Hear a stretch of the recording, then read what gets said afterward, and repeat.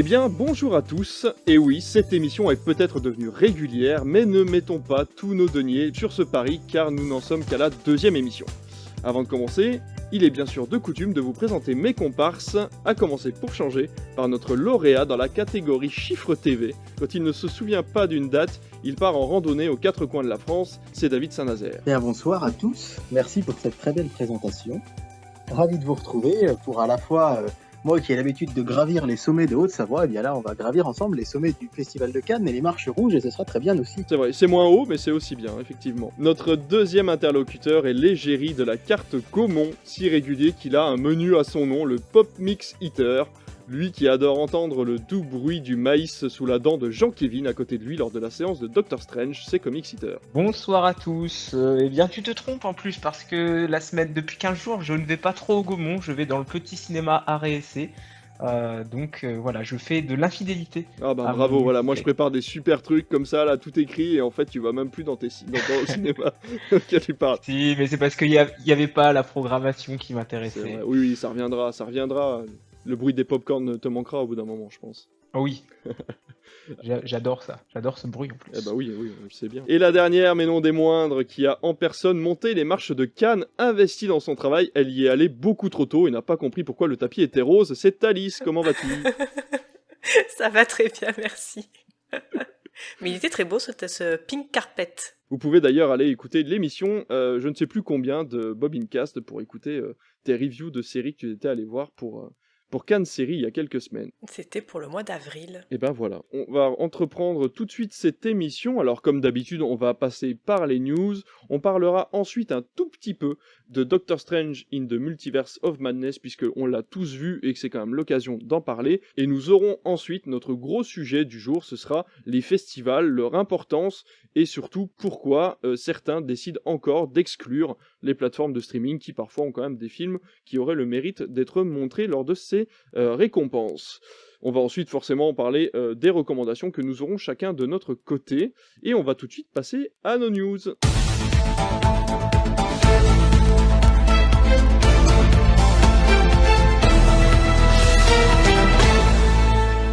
Et c'est parti du coup pour les news et on va commencer encore une fois avec toi Alice, dis-nous tout, qu'as-tu été déniché comme petite information cette semaine? Alors, j'ai appris que un préquel sur Ocean Eleven était en développement et il serait porté donc par Margot Robbie. Donc après la trilogie de Steven Soderbergh et un spin-off féminin, la saga Ocean va revenir sur le devant de la scène dans un préquel porté par Margot Robbie. Bien que pour le moment l'intrigue reste secrète, le film se déroulera dans les années 1960. La production est censée débuter en 2023 sous la direction de Jay Roach, réalisateur des Austin Powers et des Mon beau-père et moi. Pour rappel, en 2001, le cinéaste Steven Soderbergh réunit un casting 5 étoiles en la présence de George Clooney, Brad Pitt, Matt Damon, Julia Roberts, Andy Garcia, Don Cheadle ou encore Casey Affleck. Le film raconte comment une bande de gentlemen malfrats monte un plan totalement dingue pour dévaliser un casino de Las Vegas. Donc c'est un très grand succès critique et commercial avec plus de 183 millions de dollars aux US et Canada, plus de 4 millions d'entrées en France et une recette mondiale de plus de 450 millions de dollars pour un budget de 85 millions. Ocean Eleven est vite devenu une grande référence du genre du film de braquage et de suite on est suivi en 2004 et 2007. En 2018, un spin-off voit le jour avec un casting exclusivement féminin en la présence entre autres de Cate Blanchett, Anna Thaoué, Sarah Paulson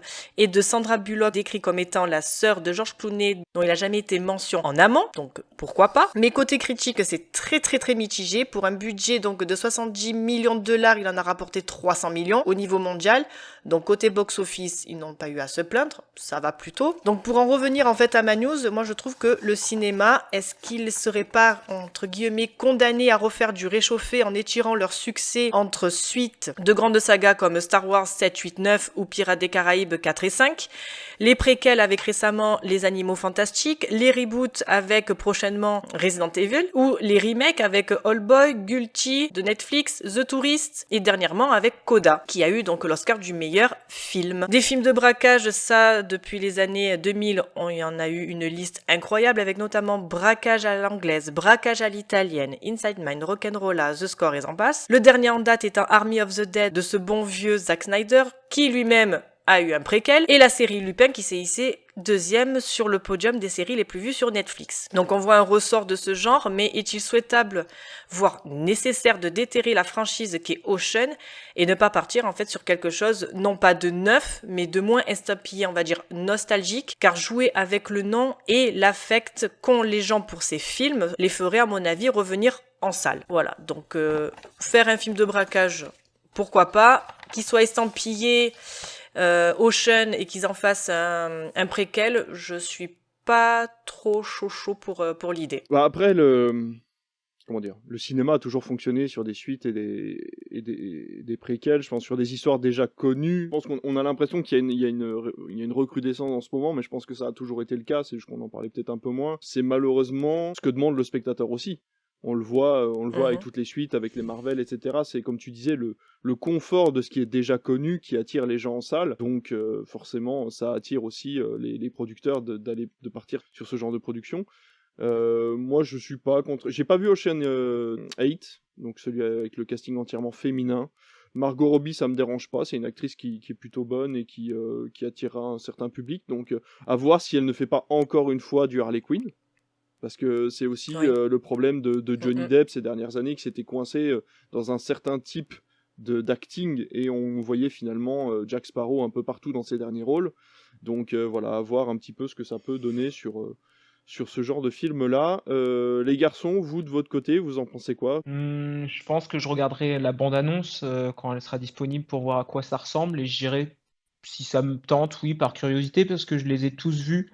Y compris Ocean's 8, que j'avais trouvé pas mauvais. Pour le coup, je suis pas très fan de la transposition féminine qui n'apporte pas forcément grand-chose, mais avec le casting, ça se laissait regarder, c'était un bon divertissement, donc pourquoi pas. Voilà, j'attends un peu les premières images quand même avant de savoir si je m'y rendrai ou pas. Alors, moi, j'ai plutôt une tendresse, je sais pas si c'est le mot, mais j'aime bien la saga des Ocean Eleven. Je trouve que le premier est plutôt très classe. J'aime bien ce côté impressionnant, un peu poudre aux yeux, tout explose dans une résolution finale très chouette. Les deux suivants sont aussi, le 12 a vraiment un casting exceptionnel. 13 est peut-être un peu moins bien. Et en fait, Ocean's 8, j'avais trouvé ça plutôt correct. C'était pas légendaire. Je vous avoue que je l'ai vu en salle et que depuis, je l'ai oublié, hein. J'en ai pas de grands souvenirs, mais j'aime beaucoup Margot Robbie. Je trouve pas trop qu'elle ait tendance à s'enfermer justement dans le rôle d'Harley Quinn, parce qu'elle a vraiment des rôles assez différents, je trouve, donc, qui lui donnent assez de profondeur, même si c'est vrai qu'on peut se demander si là, est-ce qu'elle accepte pas beaucoup de rôles. Enfin, je vois, par exemple, elle va jouer Barbie. Alors, c'est vrai qu'on peut se dire que physiquement, ça peut lui coller, mais elle mériterait peut-être d'avoir des rôles un peu plus profonds. Est-ce que ce sera le cas ici? Je sais pas. Mais disons, voilà, je suis curieux de voir ce que ça va donner, mais je suis pas d'un enthousiasme débordant non plus. Parce que si je me souviens bien, là, les rôles principaux qu'elle a eu, il y a eu The Suicide Squad. Dans Once Upon a Time in Hollywood, on la voit quasiment pas, et je crois qu'entre les deux, on l'a pas vue. Le Loup de Wall Street. C'était avant, et encore, elle avait un second rôle, mais ça serait bien de la voir sur le devant de l'affiche. Là, c'est peut-être l'occasion, cette fois-ci, de la voir un petit peu plus voilà, sur le devant, et de voir ce qu'elle vaut vraiment en tant qu'actrice principale d'un film, savoir si elle arrive à porter une production comme ça. Eh ben, pourquoi pas. En tout cas, merci pour cette news, Alice, et on va rester avec toi, David. On va passer du côté des plateformes, et tu vas nous parler de Formule 1, mais pas sur Canal. Et oui, je vais vous parler de Formule 1, mais point de vue série, hein, avec la série Formula One, Pilote de leur destin, qui est vraiment le carton absolu de Netflix en France, en Europe et dans le monde. Alors, pour rappel, la série Formula One, elle est apparue sur Netflix début 2019 et elle se basait sur la saison 2018. Il faut savoir que ça a été un immense gagnant-gagnant, l'arrivée de cette série, puisque la Formule 1 était un petit peu en perte de vitesse, si je peux filer la métaphore motoriste. Elle était un peu en perte de vitesse parce qu'effectivement, on était dans une période. Alors, pour le coup, moi, je suis très fan de Formule 1 depuis que je suis enfant, hein, depuis le milieu des années 90. Et c'est vrai que j'ai toujours suivi la Formule 1, mais il faut bien dire que les années 2017, 2018 étaient un petit peu tristounettes avec cette domination de Mercedes, avec le fait que Lewis Hamilton gagnait tous les championnats et continue d'ailleurs de presque les gagner, hein, si on ne lui avait pas volé en 2021. Enfin, ça, bref. Je suis d'accord. Je plaisante, mais en tout cas. Non, Non, mais pour dire que voilà. Effectivement, on était sur une domination Mercedes. Il y avait la victoire de Nico Rosberg en 2016 quand même, qui avait créé un petit peu de remous. Mais la Formule 1, c'est vrai que c'était toujours la même écurie qui gagnait, avec presque toujours le même pilote. Et du coup, pour beaucoup de gens, c'était devenu un peu plan-plan. À noter qu'en France, depuis 2013, elle n'est plus diffusée comme c'était avant sur TF1, hein. Beaucoup de jeunes des années 80-90 ont grandi avec la Formule 1 gratuite sur TF1. Depuis 2013, elle est sur Canal. Et c'est vrai qu'en plus, en France, ça passait un peu inaperçu. Et là, Netflix a décidé de sortir cette série qui a été un carton absolu. Et surtout, on ne compte plus le nombre de fans de Formule 1 qui sont devenus fans de Formule 1, alors que certains, et je déteste ça, appellent les Formulix, de la même manière que on appelle les fans de foot qui ont découvert le foot à la Coupe du Monde 98 les Footix. Eh bien, il est de bon ton, quand on est un vieux fan de Formule 1, de dire ouais, mais eux, ils aiment juste à cause de Netflix, ils connaissaient pas la Formule 1 avant. Moi, je trouve que si ça peut faire grandir ce sport que j'aime tant et lui apporter plus de supporters, c'est génial. Maintenant, cette série, elle cartonne, mais elle n'est pas exempte de polémique. Il y a eu tout un tas de soucis autour de la série qui fait que, comme je le dis, c'est du gagnant-gagnant. C'est-à-dire que ça a fait gagner beaucoup d'abonnés à Netflix qui voulaient voir absolument cette série, qui étaient fans de Formule 1, et à l'inverse. Il y a énormément de gens qui ont découvert la Formule 1 grâce à Netflix. Et c'est vrai que ça a fait vraiment, ça a fait gagner à la Formule 1 un nombre de fans dans le monde absolument incroyable. Et on peut même pas s'imaginer l'impact que cette série a pu avoir sur la Formule 1. Les stades sont pleins, les circuits, les tribunes sont pleins. Tous les Grands Prix actuellement sont à guichet fermé. Avant le Covid, c'était loin d'être le cas.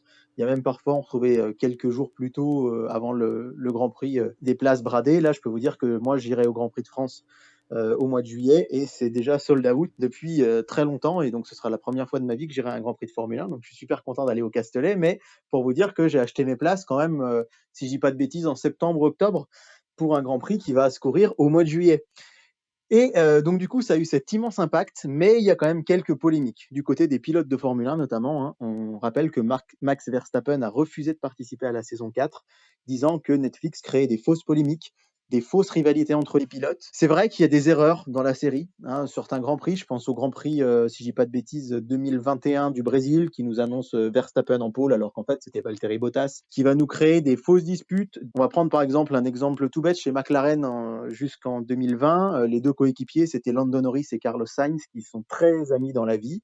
Et la série leur a créé une sorte de rivalité avec des fausses polémiques entre eux. On a eu aussi un petit souci avec des Netflix qui auraient mis des fausses conversations radio entre des teammates, des ingénieurs et les pilotes. Je vous ai dit, c'est du gagnant-gagnant, et là, c'est un peu maintenant du « je t'aime moi non plus ». C'est-à-dire que la Formule 1 est hyper reconnaissante à Netflix du fait que le sport, grâce à eux, soit devenu plus populaire. Mais d'un autre côté, il y a, sur la première saison d'ailleurs, ni Mercedes ni Red Bull n'avaient accepté, c'est les deux plus grosses écuries, de participer à la série. Et là, ils ont accepté de le faire finalement avec le temps. Et au final, c'est Verstappen, qui est quand même le champion du monde actuel en titre, qui n'a pas participé et qui a refusé de participer à cette saison 4. Et donc, ma news, ça a été très long comme introduction, mais c'est pour vous annoncer qu'il y aura bien une saison 5 et 6. Ça a été officialisé il y a une dizaine de jours. Mais on ne sait toujours pas si Verstappen acceptera d'y participer. On sait qu'actuellement, les caméras de Netflix sont dans les paddocks. Alors, contrairement à ce qu'on pourrait croire, les caméras de Netflix ne sont pas à chaque Grand Prix de Formule 1 dans les coulisses d'une équipe. Pour les 8-10 épisodes d'une saison, en fait, ils participent à peu près à autant de Grands Prix, c'est-à-dire à la moitié, voire à peine de la saison. Mais c'est vrai que la Formule 1, c'est un monde où il se passe toujours des choses. L'année dernière, le championnat a été palpitant. Il a fallu attendre le dernier tour du dernier Grand Prix pour savoir qui allait être le champion du monde. Et c'est vrai que du coup, ça a énormément apporté à Netflix, parce qu'on savait, les gens qui regardent la Formule 1 disaient vivement que je puisse voir sur Netflix ce que ça va donner. Et puis, vous aviez également tout un tas de gens qui ont découvert ces scénarios incroyables qu'a été donc le championnat du monde l'année dernière pour Verstappen. On peut penser aussi en 2020 à l'accident dramatique de Romain Grosjean, qui s'en est sorti miraculeusement au Grand Prix de Bahreïn. Et du coup, voilà, c'est un peu je t'aime moi non plus, mais ce qui est sûr, c'est qu'il y aura 2 saisons de plus. À voir si Netflix va un petit peu plus s'en tenir aux faits et un petit peu moins romancé, fictionné, mais il faut quand même rappeler que Netflix, c'est aussi son boulot de faire des histoires, mais c'est vrai qu'il y a quand même ce petit décalage entre la réalité et la série. En tout cas, moi qui aime la Formule 1, même si du coup j'ai pas cet effet de surprise quand je regarde la série puisque je sais qui a gagné tel Grand Prix, qui a été champion. Je trouve quand même que ça me permet de voir ces pilotes que j'admire beaucoup sous un autre angle, différemment. Et moi je trouve ça quand même super intéressant, même si j'aimerais encore une fois de plus qu'il n'y ait pas ces approximations ou ces petites inventions qui je trouve nuisent un peu à cette série. Bah, question pour les personnes qui suivent déjà la Formule 1 et qui voudraient se mettre à la série, parce qu'on parle beaucoup des gens qui se mettent à la série puis qui du coup se mettent à la Formule 1. Est-ce que de l'autre côté, les gens qui aiment la Formule 1, qui regardent la Formule 1 tous les week-ends, n'ont pas une impression de redite quand ils regardent la nouvelle saison de Drive to Survive, puisque finalement c'est ce qu'ils ont déjà vu dans l'année, mais en version longue? Je sais pas ce qu'en pense Alice, qui aime aussi la Formule 1, et je sais pas si tu as vu la série, mais moi je trouve que c'est, comme je le disais, il n'y a pas ce côté surprise. Moi, mes amis, récemment, quand ils regardaient les 2 premières saisons, ils me disaient: «Mais alors, qui c'est qui a été champion? Non, mais dis-nous pas, spoil-nous pas, on veut savoir ce qui se passe». Mais voilà, j'avais des gens qui c'est vraiment, je pense, hyper intéressant quand on n'a pas vu les grands prix, on est vraiment à fond dedans. Moi, du coup, c'est vrai que j'ai pas ce côté-là. Comme je sais quand il parle de telle course, enfin, c'est pas du spoil, mais en saison 1, on parle de Nico Hülkenberg, qui était pilote chez Renault et qui est un super pilote hyper talentueux, mais qui n'a jamais fait de podium de sa vie en Formule 1. Et il y a vraiment un Grand Prix où il a failli le faire, ce podium. Et malheureusement, il a un accident au dernier tour alors qu'il était 3e. Et c'est vrai que du coup, moi, ça perd en dramaturgie parce que je sais très bien que malheureusement, il va déraper sur ce fameux virage, puis il va partir à la faute. Donc quand on ne sait pas, c'est sûr que je pense que c'est encore mieux parce qu'on vit à fond cette dramaturgie. Maintenant, on apprend quand même des choses parce que le monde de la Formule 1, il est quand même relativement fermé, même si les pilotes communiquent beaucoup sur les réseaux sociaux, etc. Mais là, de les avoir en interview, on découvre leurs parents, on découvre leur famille. Donc même quand on suit la Formule 1, on apprend des choses et on voit nos champions différemment. Donc évidemment, il y a moins ce côté découverte, mais ça reste, pour moi, ça reste quand même vachement intéressant. Oui. Ouais, c'est ça, c'est que tu vois en fait vraiment ce que, on va dire l'envers du décor de ce que nous déjà on peut connaître. Moi je sais que voilà, avec toutes les news quand c'est des semaines de Grand Prix, enfin j'ai mon téléphone, il fait que popper parce qu'il y a des news et des news et des news sur telle ou telle écurie, sur tel ou tel pilote. Et la première et deuxième saison étaient vraiment pas mal parce que alors la première saison c'était axé sur des pilotes et la deuxième saison était axée sur les écuries. Donc c'était vraiment pas mal.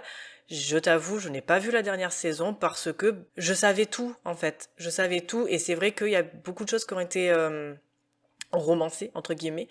J'étais au courant de qui avait gagné, qui avait fait quoi, pourquoi et tout. Donc, voir effectivement un condensé de ce que j'avais vu et vécu tout au long de l'année, j'avais pas spécialement envie de le revoir, mais c'est vraiment intéressant. Et comme tu disais, Netflix a gagné des abonnés, mais Canal a gagné également des abonnés parce qu'ils veulent regarder finalement les courses maintenant. Et donc, ouais, c'est du donnant-donnant. Après, moi j'ai appris des trucs que je connaissais pas particulièrement sur la F1, mais après, je préfère me regarder mon Grand Prix le dimanche, que ça soit à 7h du matin ou à 22h ou à 3h de l'après-midi. Ouais, et puis si j'ai bien compris, tu es un peu comme moi, tu es plus Mercedes que Red Bull. Donc, Lewis Hamilton à fond. je vous avoue que j'ai pas regardé la fin de la saison 4 non plus parce que je me suis dit, j'ai pas envie de revoir le Grand Prix d'Abu Non, Dhabi, j'ai pas envie de revoir Latifi dans le mur. non, Enfin bref. non, Mais, non, non, non. mais c'est vrai que tu as raison. Et Canal, d'ailleurs, Canal dans ses offres, parce que vous savez que Canal propose Netflix dans ses offres. Il y a un partenariat entre Canal et Netflix. Et dans ses offres, quand Canal met en avant Netflix, Canal met en avant souvent cette série-là. Parce qu'effectivement, il y a des gens qui sont abonnés à Canal. Ça, c'est très vrai ce que tu dis. Et c'est vachement bien de le noter. Hein. Canal Plus a gagné beaucoup d'abonnés grâce à une série Netflix. Et juste entre parenthèses, une série sur le MotoGP est déjà sur Amazon Prime. C'est ça, ils ont repris l'idée quoi. Netflix va faire la même chose avec le Tour de France, Ouais, alors en ça. suivant des écuries, n'importe quoi, en suivant des équipes professionnelles du Tour de France. Et sur le même principe, et je pense que ça va être décliné sur sans doute plein d'autres sports, parce que effectivement, voir l'envers du décor, ça plaît toujours aux Bien gens. sûr. Et en plus, quand il y a de la dramaturgie, comme ça peut être le cas sur la Formule 1 ou sur le cyclisme également, je pense que ça va marcher. Ouais. Tous les sports sont forcément friands en fait de ce genre d'appel quand on vient débourser, amener un chèque en disant bon, on va faire de la pub pour ton sport et pour une fédération qui parfois peut-être est un peu discrète ou commence à vieillir, c'est toujours bon de laisser justement ce genre de plateforme rentrer un peu dans la fédération pour y faire une série qui va peut-être amener des gens à apprécier ce sport ou en tout cas en entendre parler. Bientôt on aura une série sur le badminton Pourquoi pas hein. sur Disney+. Et peut-être une série sur le curling sur Mubi. Oh, ça serait beau. Ça serait tellement beau. Glisse to Survive. Comic Eater, un mot sur la Formule 1 ou toi ça te passe au-dessus? Bah moi, je regardais pas mal de Formule 1 quand j'étais plus jeune. Je sais que ça m'intéressait, mais j'ai un peu arrêté il y a une dizaine d'années et j'ai pas forcément retrouvé le temps et l'envie de regarder. La série est dans ma liste sur Netflix, donc un jour, qui sait, Oui, non mais parce que la liste Netflix, c'est infini, hein, donc peut-être que un jour, j'arriverai à prendre le temps de la regarder, parce qu'en tout cas, David m'a très bien donné envie de regarder ça et c'est quelque chose quand même qui m'intéresse. Je me souviens quand j'étais plus jeune d'avoir regardé les Grands Prix et de me passionner pour ça. Donc maintenant, je connais plus du tout les coureurs, etc. Je connais forcément Lewis Hamilton de nom et quelques écuries, mais j'ai un petit peu décroché. eh ben, c'est une magnifique transition puisque tu vas garder la parole comme X-Eater et on va parler de ton décrochage de Stranger Things saison 4. Eh bien oui, on va rester sur Netflix justement, puisque il y a quelques jours a été dévoilée la durée des 9 épisodes qui composeront la 4e saison de la série phare de la plateforme Netflix, en tout cas l'une des séries les plus populaires, à savoir Stranger Things. Ainsi, les épisodes 1 à 8 varieront entre 1h15 et 1h38. La plupart sont plutôt entre 1h15 et 1h20 à peu près, et on en a deux qui sont un petit peu plus longs, hein, je ne vais pas vous donner tout le détail. Et le dernier épisode, lui, est annoncé, l'épisode 9, avec une durée d'environ 2h30, c'est-à-dire au-delà même d'un film, hein, un film long, on pourrait dire. Alors, il est intéressant de noter ce phénomène qui n'est pas nouveau, mais qui tend à se démocratiser chez Netflix, qui est l'allongement des durées des séries, parce que je pense qu'on a tous été habitués à des séries qui sont plutôt dans l'ordre de 45 à 55 minutes la plupart du temps, et il n'est pas rare désormais d'avoir des séries qui dépassent facilement l'heure pour l'épisode. Alors si dans certains cas, on peut trouver ça très justifiable, notamment je pense à la série Sherlock, qui était plus proche finalement de films, de petits films, puisqu'elles adaptaient des enquêtes du célèbre détective, même s'il y avait une narration aussi qui perlait sur toute la saison et sur toute la série. Mais on en a d'autres qui sont plutôt quand même un allongement destiné à garder le consommateur le plus longtemps possible devant l'écran. Et en l'occurrence, pour les plateformes de streaming, c'est le but. On paye l'abonnement et ce qu'ils veulent, c'est qu'on reste le plus longtemps possible devant pour que on prolonge notre abonnement d'un mois à l'autre. Donc je trouve que le but est souvent de donner davantage de quantité à défaut de la qualité. Reste maintenant à voir, puisque je ne l'ai pas vu, hein, le résultat sur Stranger Things. Peut-être que ces longs épisodes seront de grande qualité, mais j'ai quand même l'impression qu'on trouvera facilement des soucis de montage et des coupes qui sembleront évidentes à faire, sachant que moi, de base, je ne suis pas forcément très friand de séries pour cette raison. Je trouve que c'est trop long et que ça s'étire pour pas grand-chose et que c'est un peu aujourd'hui la série le buffet à volonté. J'ai l'impression d'être dans un buffet asiatique et qu'on me propose, voilà, pour 15 euros, vas-y, mange, mange, mange, mange, mais que la qualité n'est pas toujours là. Mais bon, c'est Stranger Things. La qualité, jusqu'ici, elle a quand même été plutôt présente, je trouve. Donc, à voir ce que ça donne. Mais voilà, en tout cas, le dernier épisode, je trouve 2h30, c'est quand même un sacré mastodonte. Et bon, Netflix peut pas, mais je me dis, si ça avait pu sortir en salle, si finalement c'est digne de durer 2h30, c'était peut-être digne d'être en salle plutôt que sur une plateforme, parce que moi, je vais pas le regarder en un bloc, je pense, hein. Je vais sûrement le couper en deux, parce Oui, que c'est quand même long, complètement. 2h30. Je vais t'avouer que moi, je me suis arrêté à la fin de la saison 2 de Stranger Things, que j'avais mis énormément de temps à regarder, puisque je l'avais regardé quand la saison 3 était sortie, et que je n'ai toujours pas regardé la saison 3 de Stranger Things, puisque de toute façon j'ai arrêté mon abonnement à Netflix. Comme tout, je pense que ça soit la télévision, le cinéma, ou ne serait-ce que la musique, tous les médias doivent s'adapter. Netflix, ça fait quand même un moment maintenant qu'ils sont arrivés en France, et qu'ils sont arrivés tout court, hein. Et donc je pense que forcément il y a des évolutions sur la qualité des programmes, sur leur durée, sur leur style. On le voit par exemple encore une fois avec Drive to Survive, qui était un modèle, on va dire, de série qui n'existait pas véritablement avant, ou qui en tout cas a été modernisé. Et là je pense que Stranger Things c'est à peu près la même chose. Donc ils essayent d'adapter. Après, est-ce qu'ils voulaient pas amener une 5e saison et que du coup ils avaient énormément de choses à dire? Ça on le saura quand la série sortira. Mais si ça se trouve, il y a tellement d'informations à délivrer pour arriver à la conclusion que les créateurs voulaient sur la série, que peut-être ils ont été obligés de rallonger les épisodes, mais je pencherais plus quand même sur le côté buffet à volonté. J'ai regardé la première saison, je n'ai pas aimé, donc D'accord. j'ai abandonné. Voilà. Mais faire un épisode qui dure 2h30, en fait, pourquoi pas faire 10 épisodes? Moi, c'est ça que je comprends pas. Pourquoi faire 9 avec le dernier de 2h30, et pourquoi pas en faire 10 en fait. C'est encore une fois un modèle économique. Je pense que les gens sont habitués à avoir 13 épisodes. Combien il va y avoir d'épisodes, Damien? 9. 9 épisodes. Ben voilà, tu en fais 10. Bah oui, oui. Oui, c'est vrai. Ça aurait pu faire 10 épisodes en fait. Ben voilà. Ouais, c'est peut-être pour marquer le coup, hein, c'est peut-être simplement pour faire du buzz. Ouais, non, mais je Oui, pense c'est que ça. c'est ça. Dernier mais épisode, on met voilà je le vois truc pas super long. si c'est bien fait, qu'il y a de matière à faire un épisode de 2h30, pourquoi pas, hein. Sachant que c'est une série, ben, pourquoi pas faire des épisodes en fait. C'est là que je ne comprends pas. David, de ton côté? Bah, moi, de mon côté, je me dirais que je me garderais bien d'émettre un avis avant de les avoir vus. Effectivement, sur le papier, ça peut paraître surprenant. Maintenant, je me dis peut-être que artistiquement, ça se justifie. Moi, étant fan de Stranger Things, je me dis, ben, tant mieux, j'en aurai plus.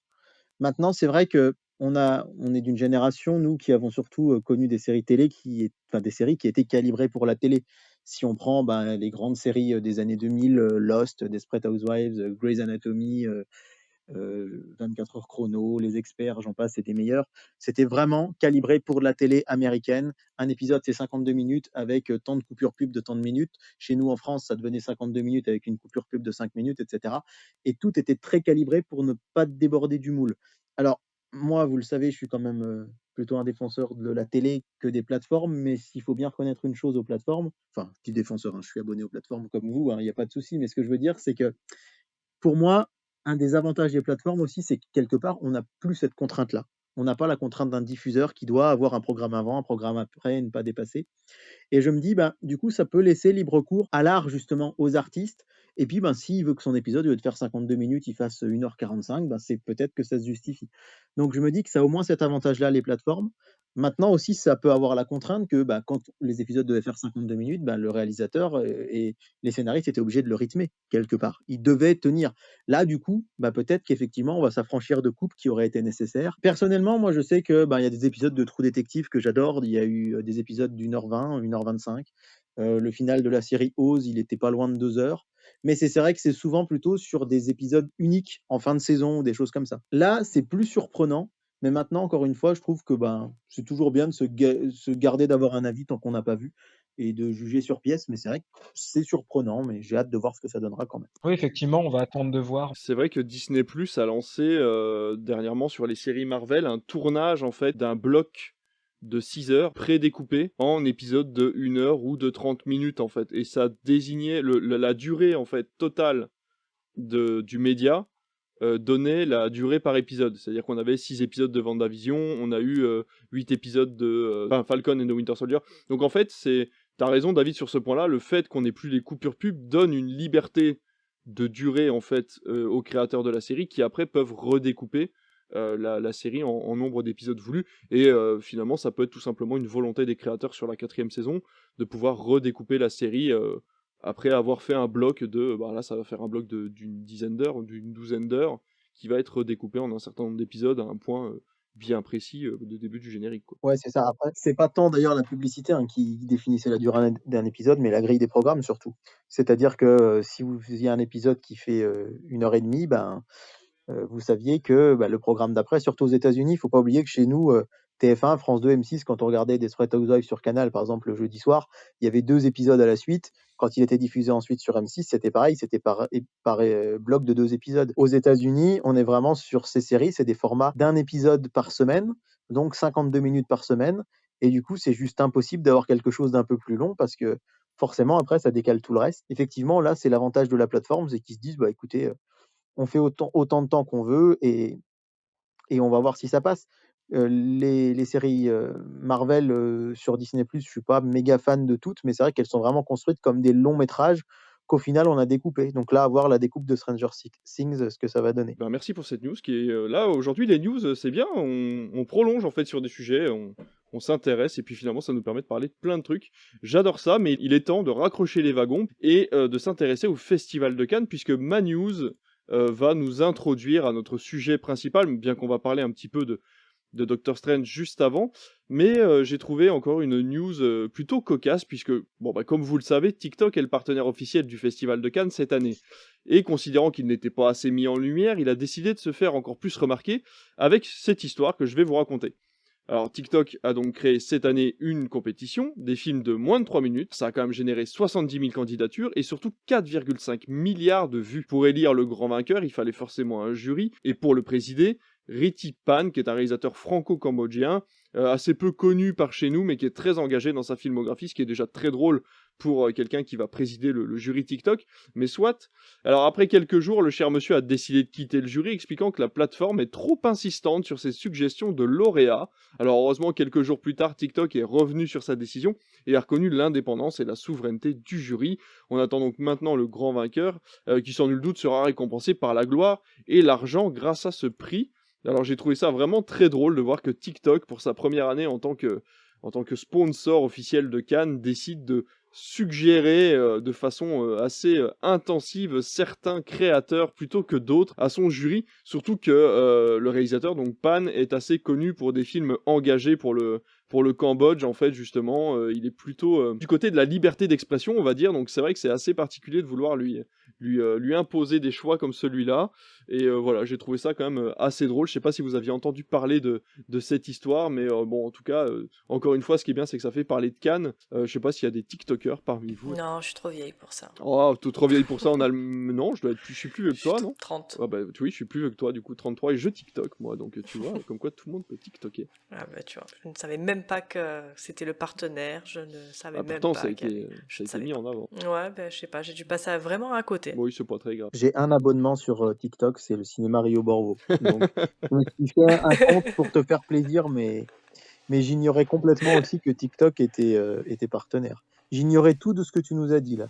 C'est Donc, vrai? comme quoi, parler Ouais. avec toi, c'est toujours être avec un puits de science et on apprend toujours des choses. C'est merveilleux. C'est vrai que parler de TikTok, c'est toujours, ça se rapproche de la science quand même. Ça nous montre à quel point on est boomer. Ouais, alors c'est vrai que vraiment, pour le coup, si vous voulez buzzer sur TikTok et créer un concept original, c'est vrai qu'il y a quand même très peu de gens qui parlent de Cinoche sur TikTok, et ça c'est un grand drame, c'est que je ne trouve personne qui parle correctement de cinéma sur cette plateforme, donc je passe malheureusement en boucle les conseils beauté naturelle et surtout les fabrications de produits ménagers entièrement faits sans produits toxiques. C'est de ça qu'est fait mon fil TikTok. Bon, c'était la petite news en tout cas, mais voilà, je trouve toujours ça marrant d'aller chercher des informations comme celle-là. On va tout de suite passer à notre premier sujet principal et on va parler de Doctor Strange in the Multiverse of Madness. Le cauchemar commence.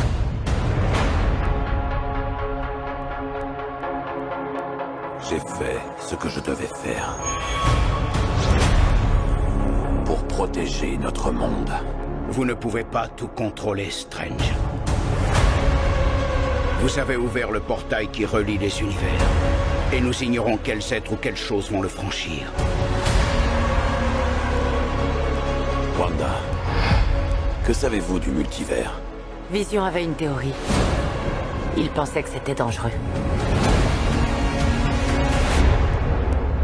Il avait raison. Alors, ce fameux Doctor Strange est sorti maintenant, ça fait déjà une petite semaine, voire plus, quand vous écouterez cette émission. Et il s'agit donc du deuxième opus de Doctor Strange, il s'agit de la phase numéro 4 du Cinematic Universe. Et donc cette fois-ci, Monsieur Strange est sujet à des cauchemars, et il se rend compte, en fait, qu'une jeune fille arrive à passer d'univers en univers, et il va devoir l'aider pour, sauver absolument tous les multivers, c'est-à-dire tous les univers qui sont parallèles aux nôtres. C'est Sam Raimi qui est aux commandes cette fois-ci. On connaît le monsieur pour la première trilogie de Spider-Man avec Tobey Maguire. On le connaît aussi pour Evil Dead 1, 2 et 3. Également pour Mort ou Vif, le fameux. On vous renvoie vers le HS Bobincast qui parlait de Sam Raimi. Ouais, je fais de la pub, attends, il faut quand même concentrer, non? Mais c'est bien, merci. À mon avis, merci. c'est toi qui fais plus de pub pour moi que l'inverse, mais bon, voilà. Enfin bon, tout ça pour dire qu'on l'a tous vu. Pour une fois qu'on a tous vu un film, on a décidé d'en parler un petit peu. Et on va commencer, écoute, par toi, Alice, dis-nous tout, qu'as-tu pensé de ce fameux Doctor Strange in the Multiverse of Madness? Alors, il faut savoir que de base, je ne suis pas du tout friand du Marvel. Pour moi, quand un film qui s'appelle Endgame sort, pour moi, il n'y a pas de suite. Oui, forcément. Voilà. Donc, faire des suites encore et toujours, j'en reviens à ce que je disais au début, faire des suites, étirer le concept. Je n'étais pas très friand de ce qui s'était fait avant Endgame. J'ai trouvé Endgame avec une bonne conclusion et j'ai vu les deux séries Vanda, j'ai vu la série Falcon avec le Soldat de l'hiver, j'ai vu le début de la série Moon Knight que j'ai très vite arrêté parce que je n'ai absolument rien compris. C'était nul. Mais non, c'est bien. Vous n'aimez pas l'Égypte, monsieur. On fera une émission spéciale. Je n'ai absolument rien compris et je ne voulais pas attendre de voir X épisodes pour comprendre en fait la trame, pour comprendre les personnages, donc voilà. Pour préparer une prochaine émission, je suis donc allée voir Doctor Strange, putain, Stranger Things, parce que il y avait Sam Raimi aux commandes. Voilà, c'est uniquement pour ça que je suis allée voir ce film. Et j'en suis ressortie très satisfaite parce que en amont j'avais vu Evil Dead 2 et 3, j'avais revu des Spider-Man et c'est vrai que avec ce bagage en main, en fait, j'ai beaucoup apprécié Doctor Strange parce que il y a des visuels du premier Spider-Man, il y a sa patte de Evil Dead et voilà, moi j'ai vraiment aimé. Après le scénar, bon, c'est un scénar Disney. Voilà, je vais pas plus m'étendre là-dessus, mais voilà, j'ai vraiment été contente de ce que j'ai vu. Les 2 heures, pour une fois, ne turent pas, 2h30, 3 heures moins le quart. Enfin voilà, 2 heures, c'est assez convenable pour un film de ce genre. Il se regarde très bien et non, j'ai été vraiment bien. J'ai été vraiment contente, donc voilà, parce que c'était Sam Raimi. Je suis allée voir un Sam Raimi, je ne suis pas allée voir un Marvel. Très bien. Comixiter, on va garder ton avis pour la fin, du coup, histoire de pouvoir contrebalancer, je pense, puisqu'on va passer, du coup, à David. Dis-nous, David, ce que toi, tu as pensé de ce fameux Doctor Ah, Strange. mais moi, je l'ai pas vu. Menteur. Ouais. Arrête. Ben non, ce que j'entends. Mais quel blagueur, ce David. Oh, mais... Ah mon dieu, j'allais dire il t'a flingué ton truc. Ben non. Ah bah non, surtout que 2 jours... Je l'ai vu il y a 2 jours, et il m'a dit, alors, c'était bien, et tout. Ah bah, je suis content que t'aies aimé, parce que moi aussi. Peut-être Donc, qu'il faisait semblant. Hein. Alors déjà, moi, j'aimerais pousser un coup de gueule contre le multiplex dans lequel j'ai vu Doctor Strange in the Multiverse of Madness, qui, pour une fois, avait décidé de ne pas mettre un tunnel de pub de 20 minutes devant le film, et je suis arrivé pile à l'heure et j'ai loupé la première minute du Ah film, bah, je bravo. pense. Bref, Pareil. maintenant, ma Pareil. vraie critique. Non, alors, moi, c'est vrai que le MCU me sort un peu par les yeux depuis quelques temps. J'ai pas du tout aimé Infinity War. J'ai un peu plus apprécié Endgame, mais c'est vrai que, à part Thor Ragnarok en 2017, je dirais que globalement, la fin de la phase 2 et la phase 3 du MCU m'ont pas plu plus que ça. Je suis tous allés les voir. J'ai un gros attachement à Marvel en général, Marvel Comics. Donc effectivement, rien que de voir mes personnages à l'écran, ça fait toujours plaisir, mais c'est vrai que les films, j'y allais avec de moins en moins d'entrain. Le début de la phase 4 avec Black Widow et Shang-Chi n'a fait que confirmer le fait que ça me plaisait de moins en moins. Et là, j'avoue que j'ai beaucoup aimé Les Éternels cet automne. Vraiment, ça a été un film qui m'a beaucoup plu. Le travail de Chloé Zhao, et pourtant j'y allais à reculons, hein, parce que j'avais pas aimé Nomadland.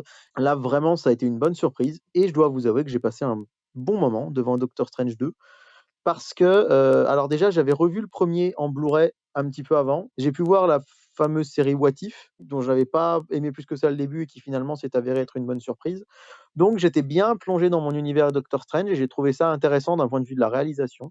J'ai trouvé qu'il y avait vraiment des très beaux plans par moments. Vraiment, Sam Raimi, ça fait plaisir de le retrouver, hein. Il avait manqué quand même parce qu'effectivement, depuis les 3 Spider-Man, il y avait eu Le Monde Magique d'Oz ou Le Monde Merveilleux d'Oz, je sais plus, en 2013 que je n'ai pas vu. Bah, moi, il m'avait manqué parce que, les 3 premiers Spider-Man, je pense, restent sans doute parmi mes films de super-héros préférés. Vraiment, ces 3 Spider-Man-là et la trilogie Batman de Nolan, pour moi, c'est difficile de faire aussi bien. Et là, ça m'a fait plaisir de le retrouver à la réalisation. J'ai trouvé le scénario plutôt pas trop mal. Après, c'est vrai que ce côté multivers, on en a eu dans le dernier Spider-Man, on en a eu dans la série Loki. Et là, je me dis, bon, au bout d'un moment, c'est vrai que le multivers, c'est bien. Moi, j'aime bien qu'il y ait des crossovers, que les univers se rencontrent. Alors, attention, que nous n'allions pas froisser les gros fans de Marvel qui nous écoutent s'il y en a. Attention, la série Loki n'est pas du multivers, mais des embranchements temporels. C'est vrai, excuse-moi. J'avais oublié que pour suivre une série et des films Disney, il fallait un bac plus 18. en physique quantique. Non mais ça, rien que déjà ce que tu me dises là, je le savais pas, tu vois? Donc je suis désolé si j'ai froissé des gens, mais faut quand même pas oublier que ça reste du divertissement. S'il faut une licence, et un master, en maths pour comprendre tout ça, c'est quand même fou. Mais bref, tout ça pour dire que des mélanges d'univers, on en a vu de tout un peu de tous les côtés donc voilà, j'ai trouvé ça bien, mais il faudrait pas qu'ils continuent à nous faire ça tout le temps, tout le temps, tout le temps. Petite parenthèse, j'ai trouvé très sympa le groupe des Illuminati. J'en dirai pas plus parce qu'il y a peut-être des gens qui ont pas vu le film, mais j'ai trouvé que les personnages étaient plutôt bien incarnés et pour parler d'incarnation, je trouve vraiment, ça c'est un point fort du MCU. Pour moi, alors j'ai peut-être lu, 5 des comics que Damien a lus, hein. J'en ai pas lu, des milliers, mais j'en lis quand même pas mal et régulièrement et je trouve qu'un gros point fort quand même du MCU, c'est l'incarnation de ces personnages. Je trouve que Robert Downey Jr. en Tony Stark était vraiment parfait. Je trouve que, Chris Hemsworth en Thor, c'est vraiment génial et pour moi, vraiment, je trouve que Benedict Cumberbatch en Doctor Strange, il est parfait. Je le trouve parfait dans ce rôle. Je trouve que vraiment il incarne parfaitement le personnage. Ça lui va super bien, ce côté classe, ce côté parfois un peu pompeux, ce côté un peu distant, mais en même temps dans l'action. Je trouve que du coup, j'adore cette incarnation. Ça m'a vraiment fait passer un bon moment à ce niveau-là. Donc je dirais globalement, j'ai passé un bon moment. Vous voyez, là, je l'ai déjà vu il y a 2-3 semaines et je pourrais pas dire qu'il me soit resté très longtemps en tête comme a pu l'être The Batman, par exemple, au printemps ou d'autres films que j'ai vus depuis. Mais pour moi, ça reste quand même un très bon moment de cinéma, des beaux plans, un scénario sympa, une incarnation des personnages chouette et globalement, c'est vrai que bah, ces petites surprises, ces petits caméos, qui étaient quand même pas. C'est vrai que tout le monde attendait Tom Cruise en Iron Man, par exemple, ça aurait pu être rigolo. Mais bon, comme j'avais vu je sais plus, il y a eu un mème sur Instagram il y a pas longtemps où on disait ce que les gens voulaient voir dans Doctor Strange Multiverse of Madness, et en fait, on voyait ben, les 4 Fantastiques de la première version, les 4 Fantastiques de la nouvelle version, tous les X-Men, tout. Les gens, tout le monde avait son personnage qu'il avait envie de voir. Et au final, ben, je trouve ça pas plus mal qu'on ait eu ce groupe des Illuminati qui était assez sympathique et qu'on s'en soit cantonné là, c'était plutôt bien parce qu'encore une fois, je trouve que l'incarnation des personnages était bonne et j'étais vraiment content aussi. Ah, je sais pas, je mets une petite balise spoiler. Si des gens nous écoutent, le fait qu'on ait le Captain Carter, j'ai trouvé ça chouette dans ce groupe-là, de l'avoir. On l'avait vu qu'en What If, et je trouve que ce personnage, je l'aime beaucoup parce que aussi, je pense que je vous parlais d'incarnation et que le seul problème d'incarnation que j'ai vraiment avec le MCU, c'est que je trouve que Chris Evans est un très très très mauvais Captain America. Pour le coup, je trouve que c'est un bon Steve Rogers dans le premier film, mais pour moi, Captain America, il est plus âgé, il est plus charismatique, et là, franchement, je trouve qu'il est très très lisse. Captain America, et je me dis, mais si seulement on avait eu une femme dans ce rôle-là depuis le début, ça aurait été trop trop bien. Donc voilà, un avis un peu long, mais pour dire que ça reste un très bon moment, et je n'exclus pas d'ailleurs d'aller le revoir parce que je me dis qu'il y a peut-être des choses qui méritent un deuxième visionnage, donc c'est pas impossible que tu me vois débarquer au cinéma, David, dans peu de temps, pour aller revoir Doctor Strange. Et ben avec plaisir, parce que j'irai peut-être avec toi dans la salle, parce que moi aussi j'ai beaucoup aimé ce Doctor Strange 2. Je vais pas dire tout le titre là, au d'un moment on sait quoi, on sait ce que c'est. Flemme. Ouais, flemme. Comme toi Alice, du coup on avait revu du coup pas mal de films de Sam Raimi, et c'est vrai que ça aide énormément pour reconnaître sa patte dans le film. Tout le monde disait oui, en fait le film est lisse, il n'y a pas de Sam Raimi dedans, mais je suis désolé, il y a du Sam Raimi. Il y a des plans à ras du sol, il y a des gros plans, il y a des caméras qui basculent de 45 degrés, il y a des zooms, des dézooms, il y a un Il y a du côté gore. horrifique. Je parle de la scène du tunnel, la séquence du tunnel est absolument horrifique. Mais oui. Voilà, c'est pas du film d'horreur, mais j'avoue que parfois je me demande si Disney n'a pas du copinage au CNC pour qu'il n'y ait pas eu un avertissement sur le film quand même, parce qu'on est quand même à ça de l'avertissement au niveau du côté horrifique. Voilà, j'ai trouvé que la fin du film était très bien pensée. J'ai adoré les Illuminati, je ne dirais qu'une chose, John Krasinski. Voilà, il est là quelques minutes, mais tu sens que c'est, encore une fois, comme tu disais, l'incarnation en fait de ce personnage parfaitement choisi. On voit un certain personnage en fait parmi la bande des Illuminati, et ben moi ça m'a perdu. Je me suis dit attends. Si on voit tel personnage dans ce monde-là, c'est-à-dire que potentiellement il y a le reste qui suit. J'écoute un podcast en ce moment qui s'appelle les Clairvoyants, qui parle énormément de comics et tout, et qui disait qu'en fait, au niveau du MCU de Disney, ce qu'ils avaient choisi, c'est que, quel que soit l'univers dans lequel tu vas, la personnalité est différente, mais l'acteur sera le même. À la différence de Sony pour le MCU de Spider-Man, qui lui, avec 3 acteurs différents, a décidé de créer un multiverse avec les 3 acteurs différents, et de les amener pour faire un espèce de fanservice. Là, le MCU de Disney les incarnations de chaque personnage seront le même acteur malgré les multiverses différents, à moins d'avoir une femme à la place d'un homme. Voilà, ben c'est là que ça m'a perdu, c'est-à-dire qu'on voit une femme à la place de Captain America et on voit aussi une femme à la place de Black Panther, si j'ai bien compris. Non, c'est Captain Marvel. C'est sa collègue. Elle est dans le film, c'est sa collègue en fait. C'est Rimbaud. Ben voilà, enfin, donc, mais par contre, tu vois tel personnage. Oui, mais l'actrice existe. Tu vois, et en fait, L'actrice c'est existe. là que ça m'a bugué. Je pense qu'il faudrait faire une émission complète là-dessus, mais il faut bien comprendre que l'actrice existe. C'est-à-dire que, par exemple, Elisabeth Olsen ne peut prendre que le contrôle d'une autre Elisabeth Olsen. Tu vois ce que je veux dire? D'une autre Scarlet Witch. Oui. Voilà, Ouais. le personnage de, comment elle s'appelle, Maximoff, elle ne peut, tu vois, l'actrice, en fait, le personnage aura le même physique. Mais il était possible que Maximoff ne soit pas la Scarlet Witch dans l'autre multivers. Tu vois ce que je veux dire? D'accord. Si le personnage est différent, alors à ce moment-là, c'est pas le même acteur. Mais si le personnage a le même nom, alors à ce moment-là, c'est le même acteur. Mais bon, là, tout ça, on le coupera à l'émission parce que c'est beaucoup trop compliqué. Il faudrait faire une émission spécifique là-dessus. Mais voilà, et c'est ce qui entraîne la complication du multiverse maintenant qu'on rentre dans cette phase-là. Ça tient pas, c'est une excuse qu'ils ont donnée, mais ils le tiendront pas. Tu verras quand James... Ils ont pris Patrick Stewart, ils le garderont pas après, ils vont remettre James McAvoy ou un autre. Donc en fait, ils disent ça sur Doctor Strange et ils changeront d'avis après. Ils disent ce qui les arrange en fait, c'est Disney. Ça n'a aucun sens en réalité. Le multivers, c'est un gros bordel. Ouais, c'est ça. D'ailleurs, David, je veux bien passer au cinéma un de ces jours pour que tu m'expliques la différence entre le multivers et le truc de Loki, là. Ben, en fait, tu vois Retour vers le futur, quand il lui explique dans Retour vers le futur 2 qu'il a créé un... Eh ben, c'est ça, en fait. Mais ça se passe dans le même univers. Ah, mais ça se passe dans le même univers, d'accord, avec des ça. trucs parallèles au sein de cet univers. C'est Ok, ça. bah tu vois, j'ai quand même regardé Loki en entier, j'avais pas vu ça, purée. D'accord, ok, ça. merci. C'est juste des interférences temporelles. Ouais, non, mais c'est ça devient n'importe quoi. Et le problème, c'est que c'est comme ça dans les comics. Faut se dire que dans les comics, il y a les mêmes problématiques. Bah, c'est, je trouve, le gros problème souvent des comics. C'est, pour moi, le principal problème, c'est quelqu'un qui veut commencer la BD, qui veut commencer Tintin, tu lui donnes le premier Tintin ou le premier Astérix, ou tu veux lire l'Attaque les Titans, tu prends le tome 1. Quelqu'un qui veut commencer Batman, déjà, t'as 20 choix différents à lui donner, quoi. Et puis, il va te dire, ah bah oui, mais du coup, j'ai acheté celui-là, mais c'était marqué Batman top 2. Oui, mais c'était tome 2 dans tel univers, dans tel reboot. C'est ça qui est compliqué, je trouve. Mais ça aussi, ça pourrait être l'objet d'une émission un jour. On va passer à toi, Comic Eater, puisque tu as un avis légèrement plus mitigé sur Doctor Strange. Oui, alors j'ai passé un bon moment, hein. C'est important quand même de le noter. En tant que divertissement, je pense qu'on est pour moi, on est dans la bonne moyenne des films Marvel du MCU.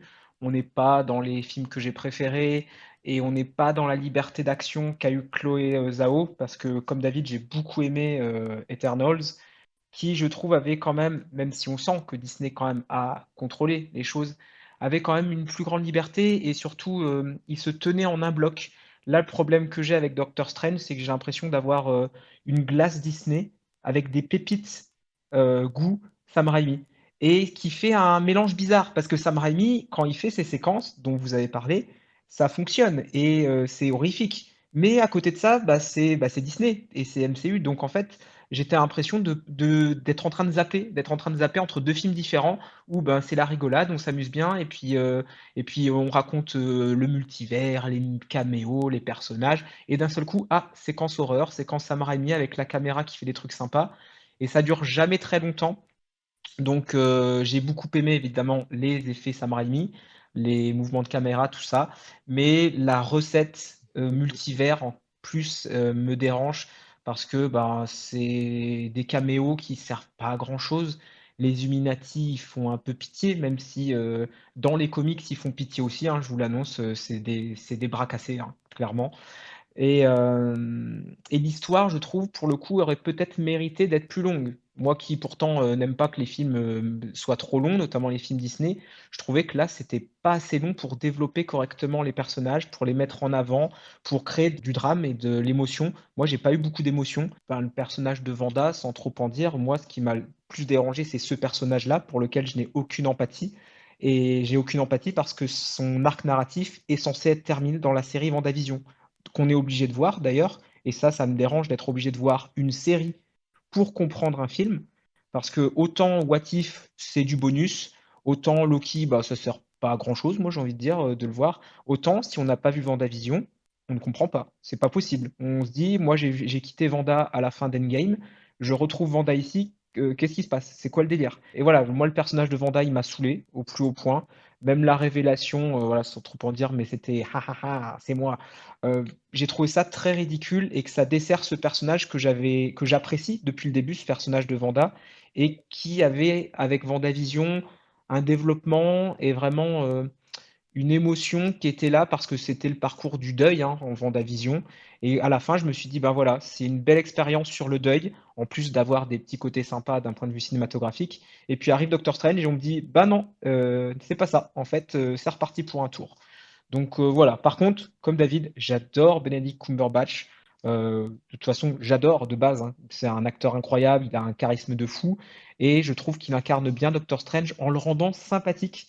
Parce que, effectivement, comme Tony Stark, la force du MCU, qui se détache des comics, c'est de rendre sympathique des personnages. Parce que le Doctor Strange et Tony Stark, ce sont des personnages détestables hein, dans les comics, faut le dire. Et c'est pour ça que finalement, Captain America s'explique, il a moins de relief parce que Captain America, il s'adoucit parce que Iron Man, il adoucit aussi. Et dans Civil War, du coup, ça fait un petit choc un peu étrange. Mais dans les comics, voilà, Captain America, c'est le gars droit et Iron Man, c'est une pourriture finie, alcoolique.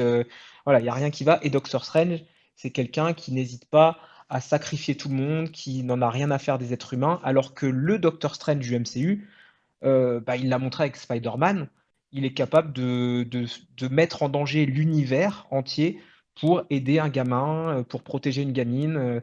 Donc ça, c'est la grande différence. Donc voilà, c'est un film qui, je pense, mérite d'être revu, justement pour les séquences Sam Raimi, même si voilà, il m'a pas laissé un souvenir marquant et que j'ai beaucoup de griefs envers lui. J'ai largement préféré dans ce qui est sorti avant Eternals, même Shang-Chi. Black Widow, au moins, se tenait en un bloc, même si voilà, il y a énormément de défauts, donc je préfère Doctor Strange. Et on est loin de The Batman, pour autant que j'ai critiqué vivement, hein, mais pour autant, The Batman est un très bon film qui est bien au-dessus de Doctor Strange. Eh ben écoutez, merci en tout cas sur cet avis global qui est quand même relativement positif hein, sur ce Doctor Strange hein, par rapport aux déceptions qu'on a pu avoir ces derniers temps, surtout avec, on va le dire, Black Widow, Shang-Chi qui était relativement correct, moi j'ai trouvé de mon côté, même si toi David tu t'étais un peu ennuyé devant. Mais dans tous les cas, voilà, si on devait vous conseiller un des nouveaux films de cette nouvelle phase MCU, ce serait celui-ci, même si malheureusement, comme tu le disais, Comic Eater, il vaudrait mieux avoir vu WandaVision si vous voulez comprendre tous les tenants et les aboutissants, et surtout les envies en fait de chacun des personnages, et particulièrement ceux de Scarlet Witch. Il est temps, mes amis, de passer enfin à notre super gros sujet du jour, même si à mon avis on y passera pas non plus 2 heures.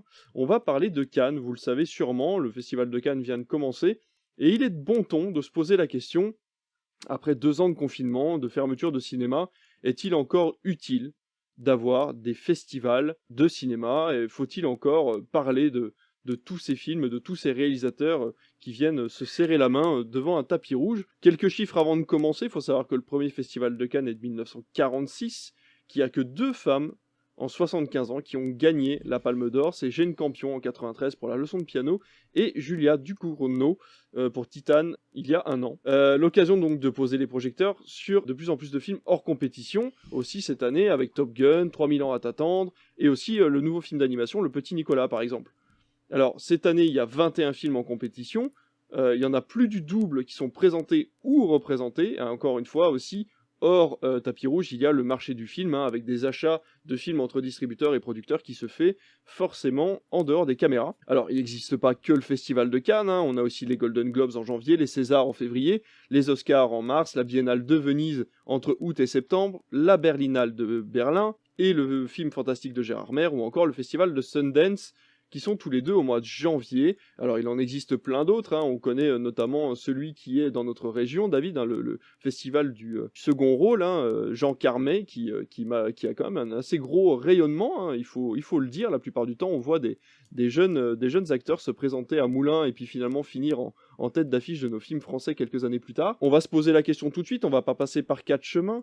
Est-ce que le Festival de Cannes cette année, bon je pense que la question se pose, mais la réponse va être un peu rhétorique. Est-ce que finalement ces festivals sont encore utiles avec la réouverture des cinémas qui s'est fait cette année? On l'a vu, on a eu une baisse, nous, sur notre soirée Festival de Cannes. On a quand même eu la moitié de nos spectateurs par rapport à l'année dernière. Est-ce que c'est dû à un désintérêt des festivals cette année? Eh ben écoute, on va commencer avec toi, David. Que penses-tu de cette question philosophique des festivals? Alors pour moi, la question, elle est vite répondue, comme avait dit une célèbre personne sur Instagram. Non, pour moi, Oui. le Festival de Cannes, il est indispensable. Et il est indispensable pour une seule raison. Enfin non, pour plein de raisons, mais pour moi, la raison principale, c'est à quel autre moment de l'année on entend parler sur une chaîne grand public comme France 2, à une heure de grande écoute, en access prime time, en prime time, de cinéma arrêt essai? À quel autre moment de l'année, à la télévision ou à la radio, on entend parler de cinéma arrêt essai à d'autres endroits que sur des émissions comme Le Cercle sur Canal ou sur France Culture? En fait, je trouve que le Festival de Cannes, il met la lumière sur tous ces films dont on n'aurait jamais entendu parler ailleurs, parce que quand on parle de cinéma à la télé, c'est pour parler ou de blockbuster ou de comédie française, et une fois sur 100 d'un petit film parce que on en a entendu parler du bien ou parce qu'il va faire un peu d'entrée.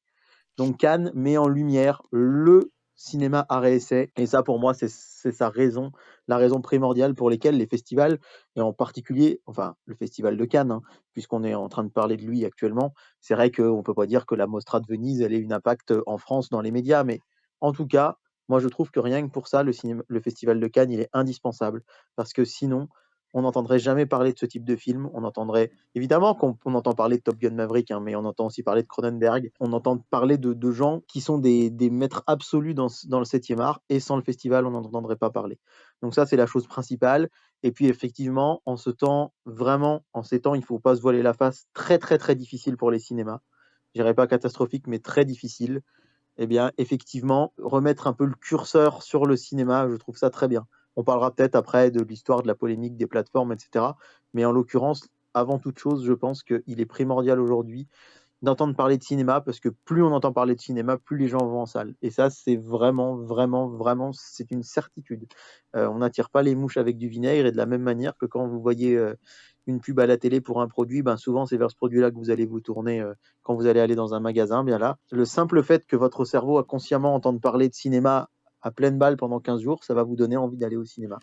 Donc pour moi, même si je suis, voilà, comme tout le monde, enfin surtout comme toutes les personnes un peu modestes, j'imagine qu'on est tous à se dire que ben c'est bling bling, c'est un univers qui est éloigné de nous.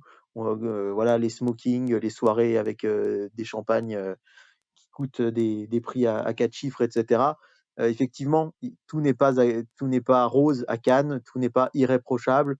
Des acteurs qui toute la journée vont nous rabâcher les oreilles à nous dire qu'il faut être de plus en plus écologie, qu'il faut sauver la planète, mais qui en même temps vont aller avec un jet privé à leur projection, qui vont repartir en jet privé. Moi, qui essaye à mon très humble niveau de faire du tri de mes déchets, bah, ça m'hérisse le poil, mais néanmoins. Et ben voilà, pendant 2 semaines, on entend parler de cinéma, et c'est pour moi l'essentiel. J'ai justement regardé cette semaine ou la semaine dernière la vidéo d'écran large de Simon Rio sur le Festival de Cannes qui résume un petit peu ma pensée aussi, à savoir que oui, comme l'a dit David, le Festival de Cannes, il y a des mauvais côtés. Il y a le côté un petit peu qui nous hérisse le poil, nous, en tant que personnes beaucoup plus modestes, mais c'est quand même un éclairage sur le cinéma. C'est quand même l'occasion de découvrir des films dont on n'entendrait jamais parler autrement, clairement.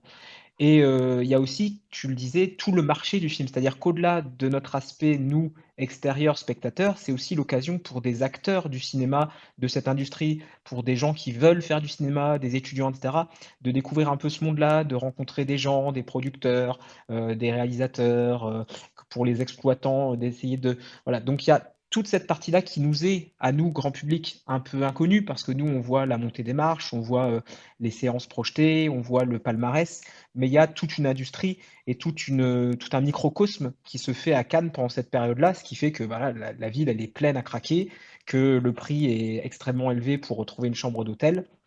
Mais je suis comme David, je pense que c'est indispensable de garder ce festival-là, de donner un petit peu des lettres de noblesse, comme les Césars, comme les victoires de la musique, d'avoir ce genre de récompense à l'échelle nationale qui va récompenser des films qui ne sont pas les films blockbusters et qui vont pas faire des entrées faramineuses, hein, parce que même Titan, malgré son titre et sa palme, n'a pas fait non plus les entrées escomptées finalement, même après.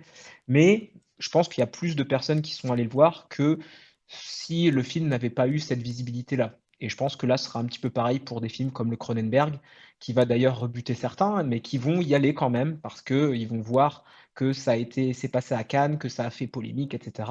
Ils vont se lancer dedans, comme Titan finalement avait pu choquer certaines personnes. Donc oui, je pense que c'est très intéressant.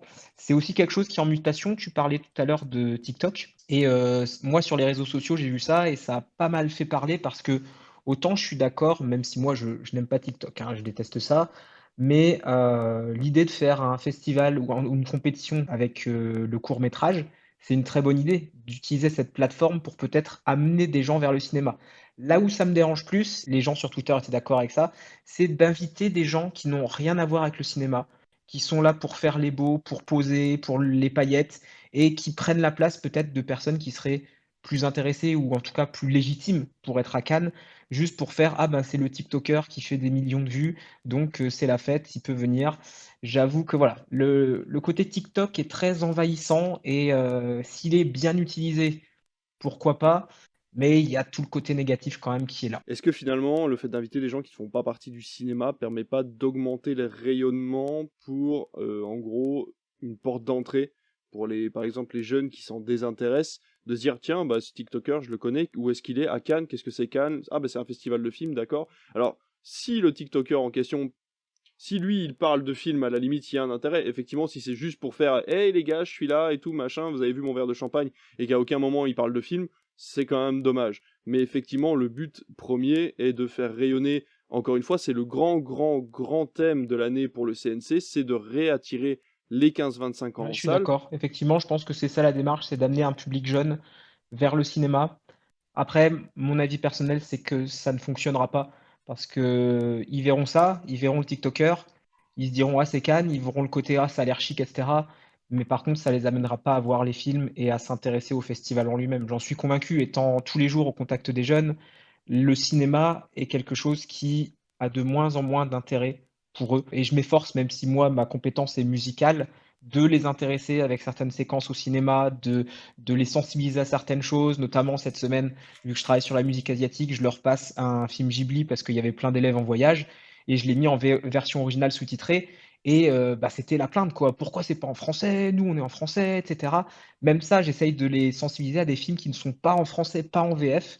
Et la culture aussi, à part quelques élèves qui ont les parents derrière, bah, ils connaissent rien à part les Marvel, en fait. Et même ça, certains ne les connaissent pas. Donc le cinéma n'est clairement pas leur priorité. Par contre, ils sont au point sur tout ce qui est TikTok, TikToker, mode, mème, etc. Mais la culture, de toute façon, en général, c'est quelque chose qui, de plus en plus, est en retrait chez les jeunes.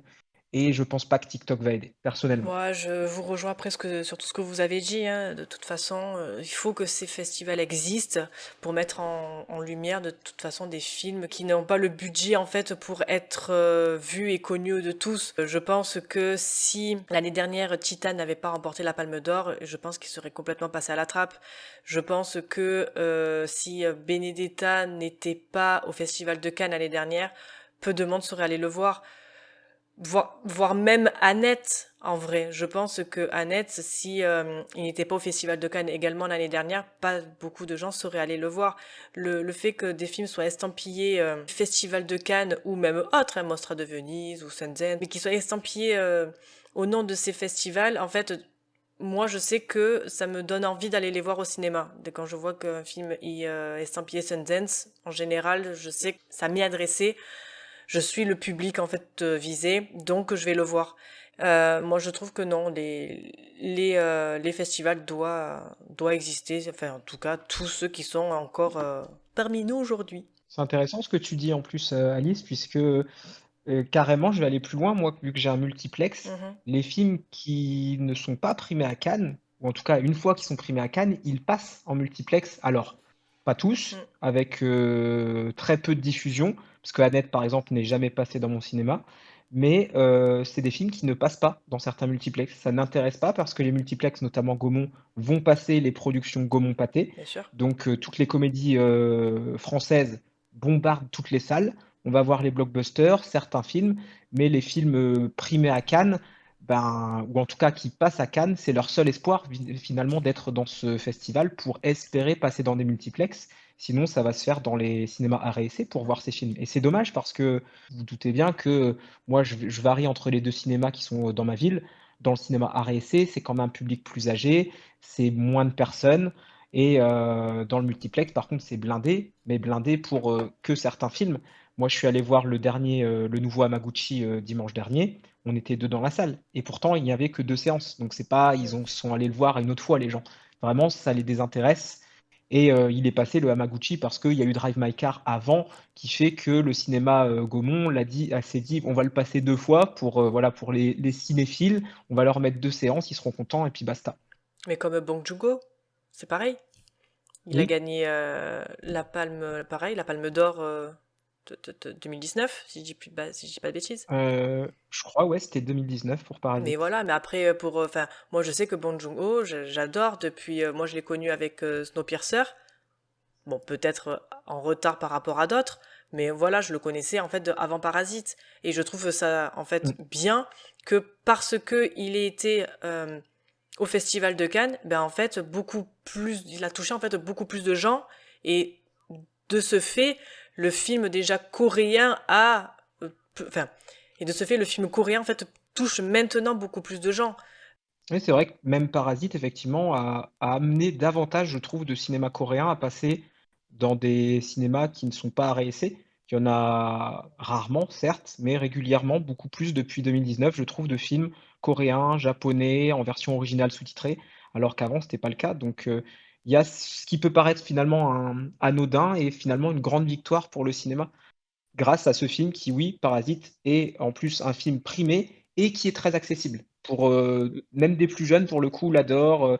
Donc c'est bien d'avoir cette porte d'entrée parce qu'on a souvent le côté un peu film dans lequel on va pas rentrer dedans, qui est destiné à une élite. Et moi, je trouve que ça arrive parfois, hein. Il y a certains films, je les vois, je me dis, waouh, c'est compliqué, quoi.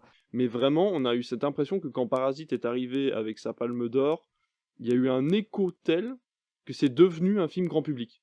Comme je sais pas, comme un Nolan ou un truc comme ça. C'est-à-dire que c'est un film qui correspond vraiment aux deux phases du public qu'on peut avoir au cinéma. C'est-à-dire le grand public qui va juste voir un thriller un petit peu social, voilà, d'action, etc., un peu compliqué et tout. Et à côté de ça, les cinéphiles qui peuvent y voir des plans, des significations, un travail sur la musique ou sur les décors. Et il y a vraiment eu ces deux communautés qui se sont rejointes sur Parasite, pour une raison qui est complètement, je dirais pas inconnue. Le film de toute façon est grand public, mais je trouve que voilà, Cannes a aidé à avoir cet écho grand public par rapport à Parasite, et on le passait encore plusieurs mois plus tard dans les cinémas pour le faire découvrir encore à plein de monde.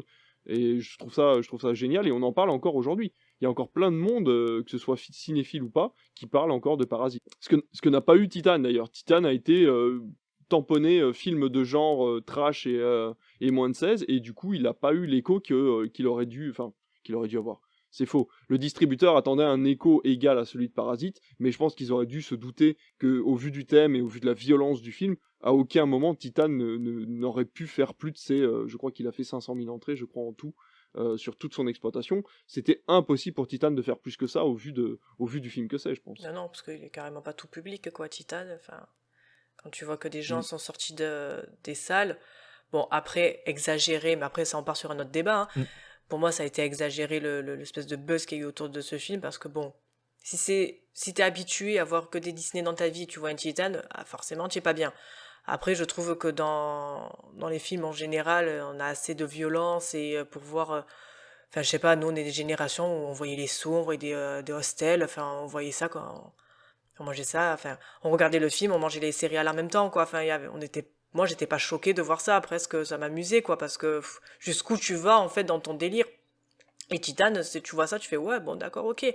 Donc, après, Titan et Parasite, c'est vrai que c'est deux salles, deux ambiances, hein, clairement, mais voilà. Voilà. Est-ce que finalement, Titan n'aurait pas mérité d'être plutôt représenté par un festival comme Gérardmer, qui, lui, se focalise sur le fantastique et le genre? Et est-ce qu'il n'aurait pas plutôt dû laisser sa place à un autre... Enfin, c'est dur de dire ça, c'est un peu méchant, mais est-ce que finalement il n'aurait pas eu un écho plus positif en étant regardé par des gens qui savent ce qu'ils regardent quand ils auraient vu Titan à Gérardmer, plutôt que de le voir à Cannes, et que finalement il y a plein de gens qui ont vu Titan à Cannes qui s'attendaient pas à ce genre de film-là, ou qui en tout cas n'étaient pas habitués à ce genre de film. Ben justement, moi je trouve que non. Moi je pense qu'il avait sa place parce que justement c'est pas un film qu'on a l'habitude de voir à Cannes. Donc pourquoi pas le mettre justement dans un festival comme ça au lieu de justement le mettre dans un festival où de toute façon ben, c'est là où il est reconnu. Donc le sortir un peu on va dire de sa zone de confort, je trouve que ça a été une bonne idée. Après, ben justement, ça a touché des gens qui n'ont pas l'habitude de voir ce genre de film-là.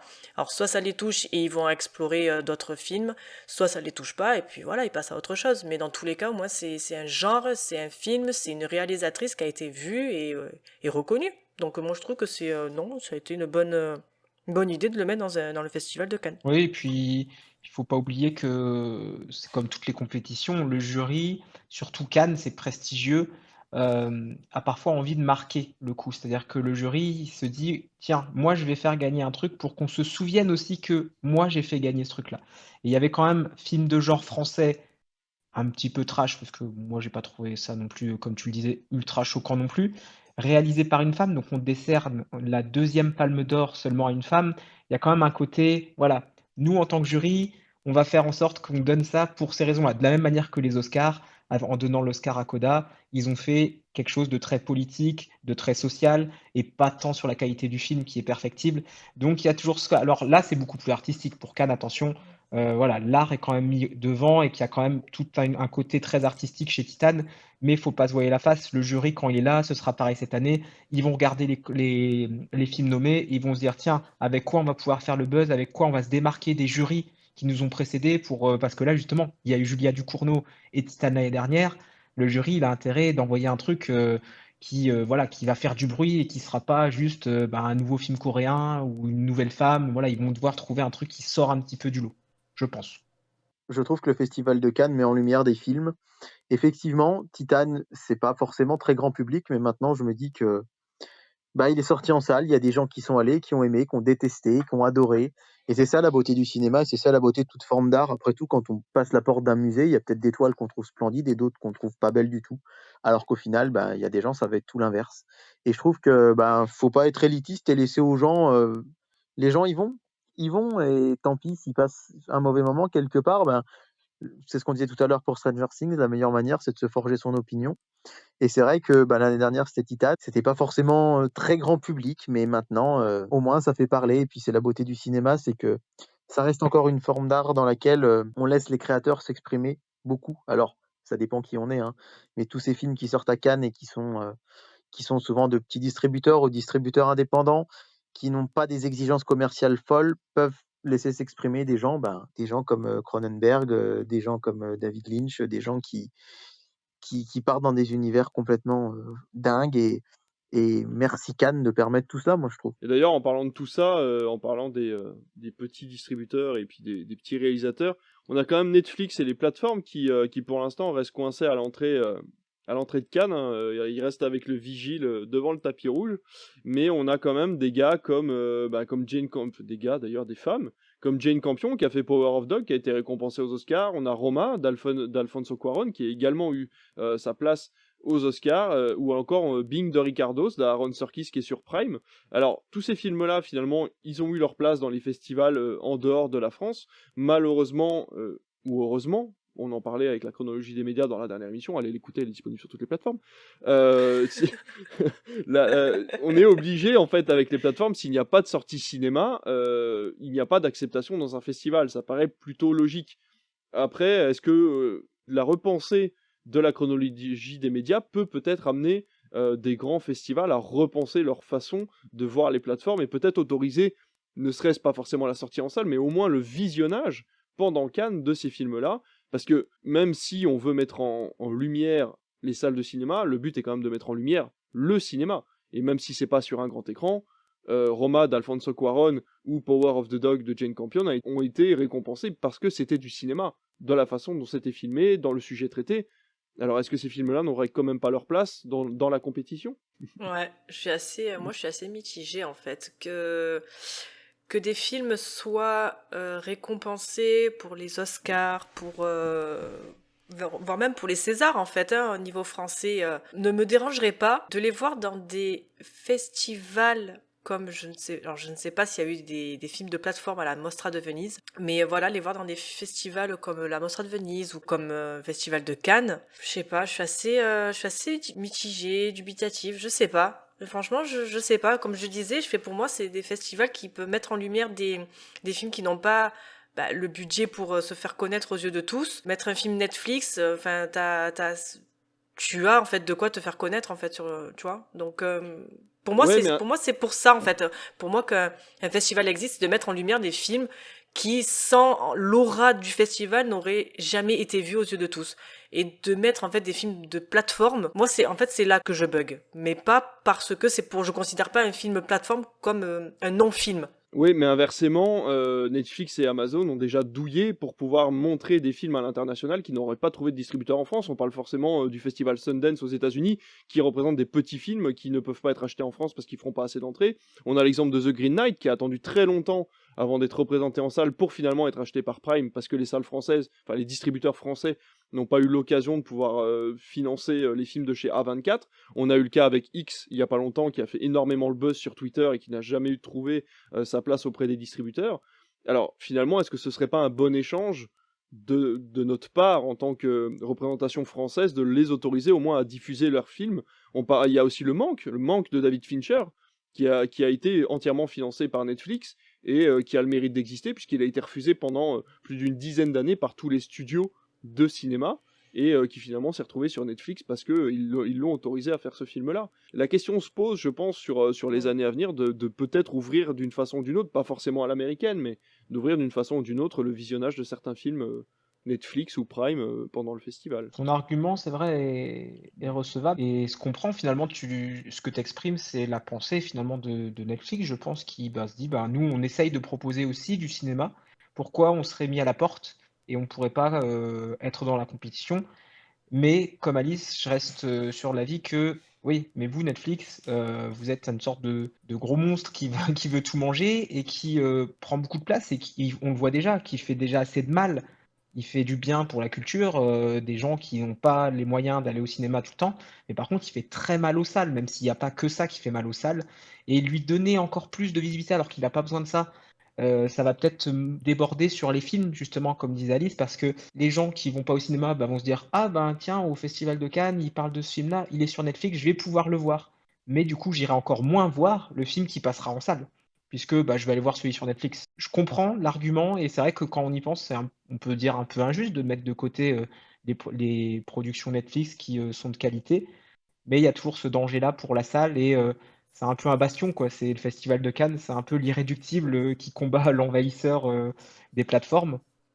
Donc c'est une question complexe. Il n'y a pas de réponse, je pense, bonne ou mauvaise, c'est compliqué, quoi. On en revient à la problématique de Disney qui n'a pas le droit d'avoir son film sur sa propre plateforme 17 mois après sa sortie en salle, alors qu'il a entièrement produit son film. Là, Netflix, est-ce que avec une production entièrement Netflix, est-ce qu'une entorse à la loi ne serait pas possible pour le festival, c'est-à-dire une diffusion en salle avec un visa temporaire pour les plateformes de streaming qui auraient voulu présenter un certain type de film au Festival de Cannes pour que les gens puissent aller le voir au cinéma dans des conditions idéales, ou peut-être ne serait-ce que créer un segment du Festival de Cannes spécial plateforme de streaming aussi, Ouais, pourquoi pas. c'est une solution. Oui aussi. Et c'est vrai que, par contre, la solution que tu dis de faire passer des productions Netflix, et même j'irai plus loin, parce que l'avenir de la salle, comme c'est compliqué, on ne sait pas comment il sera fait, et que les plateformes, et les séries surtout, sont en vogue, moi je vois une solution qui est en fait de modifier le modèle de la salle, même si moi ça me plairait pas, je suis plutôt film, mais de passer des films Netflix en salle, de passer des séries Netflix et des séries Disney+, pas tout, attention, mais des trucs un peu, voilà, qui ont une puissance de frappe, genre Stranger Things, genre les séries Disney+, Vendavision, vous mettez ça en salle, je pense que les gens vont venir. Ouais, ne serait-ce que le premier épisode pour donner envie, quoi. Voilà, ne serait-ce que le premier avec une exclusivité salle, parce que par contre, si c'est en même temps sur la Oui, plateforme et ou en salle, par contre, ils vont pas venir en salle, c'est plus cher. L'argument c'est ça. fonctionne toujours, même si c'est toujours un débat sur le prix des places. Ils vont toujours réfléchir, même si la place elle est à 5 € dans un cinéma, ils vont se dire 5 € c'est le prix d'une place, j'y vais à 2, 3, 4 c'est plus cher, alors que mon abonnement Netflix c'est 8 € par mois, je sais plus combien c'est, et basta quoi, j'ai accès à tout. Ouais, mais encore une fois, c'est vrai que l'indice du prix, on en parle beaucoup, mais encore une fois, la qualité de projection n'est pas la même. Donc c'est vrai que les gens ne mettent pas en rapport toutes les qualités et les défauts que sont une projection au cinéma ou une projection sur ta télé, même si elle fait 55 pouces. Tu auras toujours une qualité plus mauvaise en termes de son ou d'image que sur une salle de cinéma. Pour être allé donc au Cannes série, voir des séries, par exemple Halo, ou le premier épisode, ou Infinity, une série Canal, de le voir sur grand écran, ça n'a rien à voir. C'est largement mieux. C'est largement mieux. Bien sûr. L'expérience, elle est complètement différente en fait. Ça serait une bonne alternative. Ouais. Oui. Voilà, je pense que c'est une histoire de droit surtout et d'argent qui serait très compliquée à mettre en place, et c'est une discussion qui doit se faire sur plusieurs mois, voire plusieurs années, et politiquement aussi, hein, puisque de toute façon, pour l'instant, à moins d'un accord exclusif entre une salle bien précise ou un cercle de salles, il y a quand même très peu, c'est quasiment impossible de distribuer partout en France un épisode de série, voilà, sans qu'il y ait des coûts énormes pour une salle de cinéma, par exemple comme la nôtre. Étant donné qu'on a parlé un peu de tout ça, peut-être que David, toi tu vas pouvoir nous éclairer, nous donner un peu ton avis sur toutes ces possibilités qu'on aura envisagées pour l'avenir au niveau des festivals et puis des Vous plateformes. éclairer, ce serait bien présomptueux. Mais à la ville, si moi, je suis plutôt prof d'histoire géo, là, je vais plutôt faire mon prof de philo. Un film Netflix est-il un film? Vous avez 4 heures. Et c'est vrai qu'on peut se poser la question, sincèrement, ne serait-ce que d'un point de vue étymologique. Là, je vais plutôt passer sur le prof de français, mais C'est le multiverse de David of Madness. ouais, c'est ça, en fait, à chaque fois qu'on change, je change de matière. Bon, je pense pas quand même qu'il y a un univers où je suis prof de physique-chimie, mais bref. Mais c'est vrai que d'un point de vue étymologique au sens strict du terme, un film, c'est une œuvre cinématographique destinée à être diffusée au cinéma. Sinon, c'est censé être un téléfilm, c'est-à-dire un film qui est diffusé pour la première fois à la télévision. Tout à fait. Et là arrivent les plateformes qui nous proposent des films, mais qui ne sont pas destinés au cinéma, qui sont destinés donc au petit écran. Mais c'est pas vraiment des téléfilms, puisque Netflix et consorts, ce sont pas vraiment ça reste des plateformes de cinéma à la demande, mais qui sont destinées à un petit écran. Donc je pense qu'en fait, on est dans une situation, si vous me permettez le terme, un petit peu bâtarde avec les plateformes, qui fait qu'on ne sait pas trop où se situer. J'ai un exemple qui me vient comme ça en tête. Je ne sais pas si vous avez entendu parler du téléfilm Il et Elle, qui est passé à la télévision le 1er novembre sur TF1. C'était un téléfilm très cinématographique sur la transidentité et qui était extrêmement bien réalisé. Il y a de grands réalisateurs qui ont fait des téléfilms. Il y a des excellents téléfilms sur France 2 notamment. Alors pourquoi eux, ils n'iraient pas à Cannes non plus finalement quelque part? Quand certains réalisateurs s'essaient à des téléfilms, ils pourraient aussi aller à Cannes par exemple. Et c'est vrai que c'est difficile de ne pas être partagé. Je pense qu'on est dans un monde où le cinéma et les plateformes doivent coexister et n'ont pas le choix de coexister, mais aujourd'hui, ils n'y arrivent pas complètement. Le cinéma voit effectivement ses entrées grandement chuter. Les plateformes ne sont plus dans l'état de grâce qu'elles ont pu connaître grâce au confinement, hein, même si c'était il n'y a pas si longtemps. 2 ans après le confinement, là quand même, et 5 ans après son arrivée en France, Netflix, 6 ou 7 ans même après, Netflix qui a cette perte énorme d'abonnés dans le monde, 200 000 abonnés en moins. On a énormément de gens qui se désabonnent de toutes les plateformes. Le modèle économique, il est très compliqué pour les deux, et je pense que quelque part, Cannes, finalement, c'est peut-être pas plus mal que ça reste le sacro-saint lieu du cinéma, où ne peuvent concourir que des films qui sont prévus pour le cinéma. Parce que je me dis, ça peut aussi être, dans ces heures troubles où le cinéma peine un petit peu, est-ce que ça peut aussi être un argument? Je sais pas, hein, je pose la question, est-ce que ça pourrait être un argument pour certains réalisateurs de se dire: «Ben mince, mon film, si je le sors sur Netflix, il pourra pas concourir dans certains festivals», et une palme d'or dans un CV, c'est quand même hyper, une palme d'or dans un CV, c'est super, super prestigieux. C'est pas faux. Et je me dis, ben voilà, est-ce que Scorsese, quand il va sortir son film sur Netflix, il se dit, ben, est-ce qu'il se dit pas, ben mince, j'aurais jamais la palme. Si je l'avais sorti à Cannes, peut-être que j'aurais eu des prix. Donc je me dis, voilà, que certains films puissent être diffusés à Cannes, je suis 100% pour de Netflix, parce qu'après tout, pourquoi pas les voir sur grand écran. Ça avait été le cas d'Okja, je crois, à une époque. Il y avait eu des films comme ça, Netflix, qui avaient pu être passés en salle. Je suis tout à fait pour qu'ils puissent recevoir des Oscars et des Césars, des films de plateforme. Maintenant, les festivals, bah, c'est vrai que c'est un festival de cinéma, c'est un festival de grand écran. Voilà, aux Jeux Olympiques, on a 32 sports, et ben, il y en a certains qui sont pas, et pourtant c'est des sports de qualité. Ben, c'est un peu pareil au Festival de Cannes, il peut y avoir des films de qualité, mais comme c'est pas des films de cinéma, qui fassent pas partie de la compétition, ça me paraît aussi logique. Donc je trouve, je suis comme vous, hein, c'est difficile, on peut pas avoir d'avis manichéen là-dessus. Et de toute façon, je pense que ce qu'il faut absolument, et la grosse priorité des 10 prochaines années, c'est que le cinéma et les plateformes arrivent à cohabiter ensemble et arrivent à vivre ensemble et arrivent à inventer un modèle économique dans lequel ils peuvent vivre tous les deux. Parce que de toute façon, les plateformes vont pas disparaître. Quoi qu'en pensent certains, il y aura maintenant les plateformes, elles sont là, elles resteront. Et le cinéma, il ne doit pas disparaître non plus. Il n'y a pas de raison qu'il disparaisse. Donc il faut, en France et dans le monde, arriver à inventer un modèle. Alors effectivement, il y a des vrais défis parce qu'aux États-Unis, c'est pas du tout la même chronologie des médias que chez nous.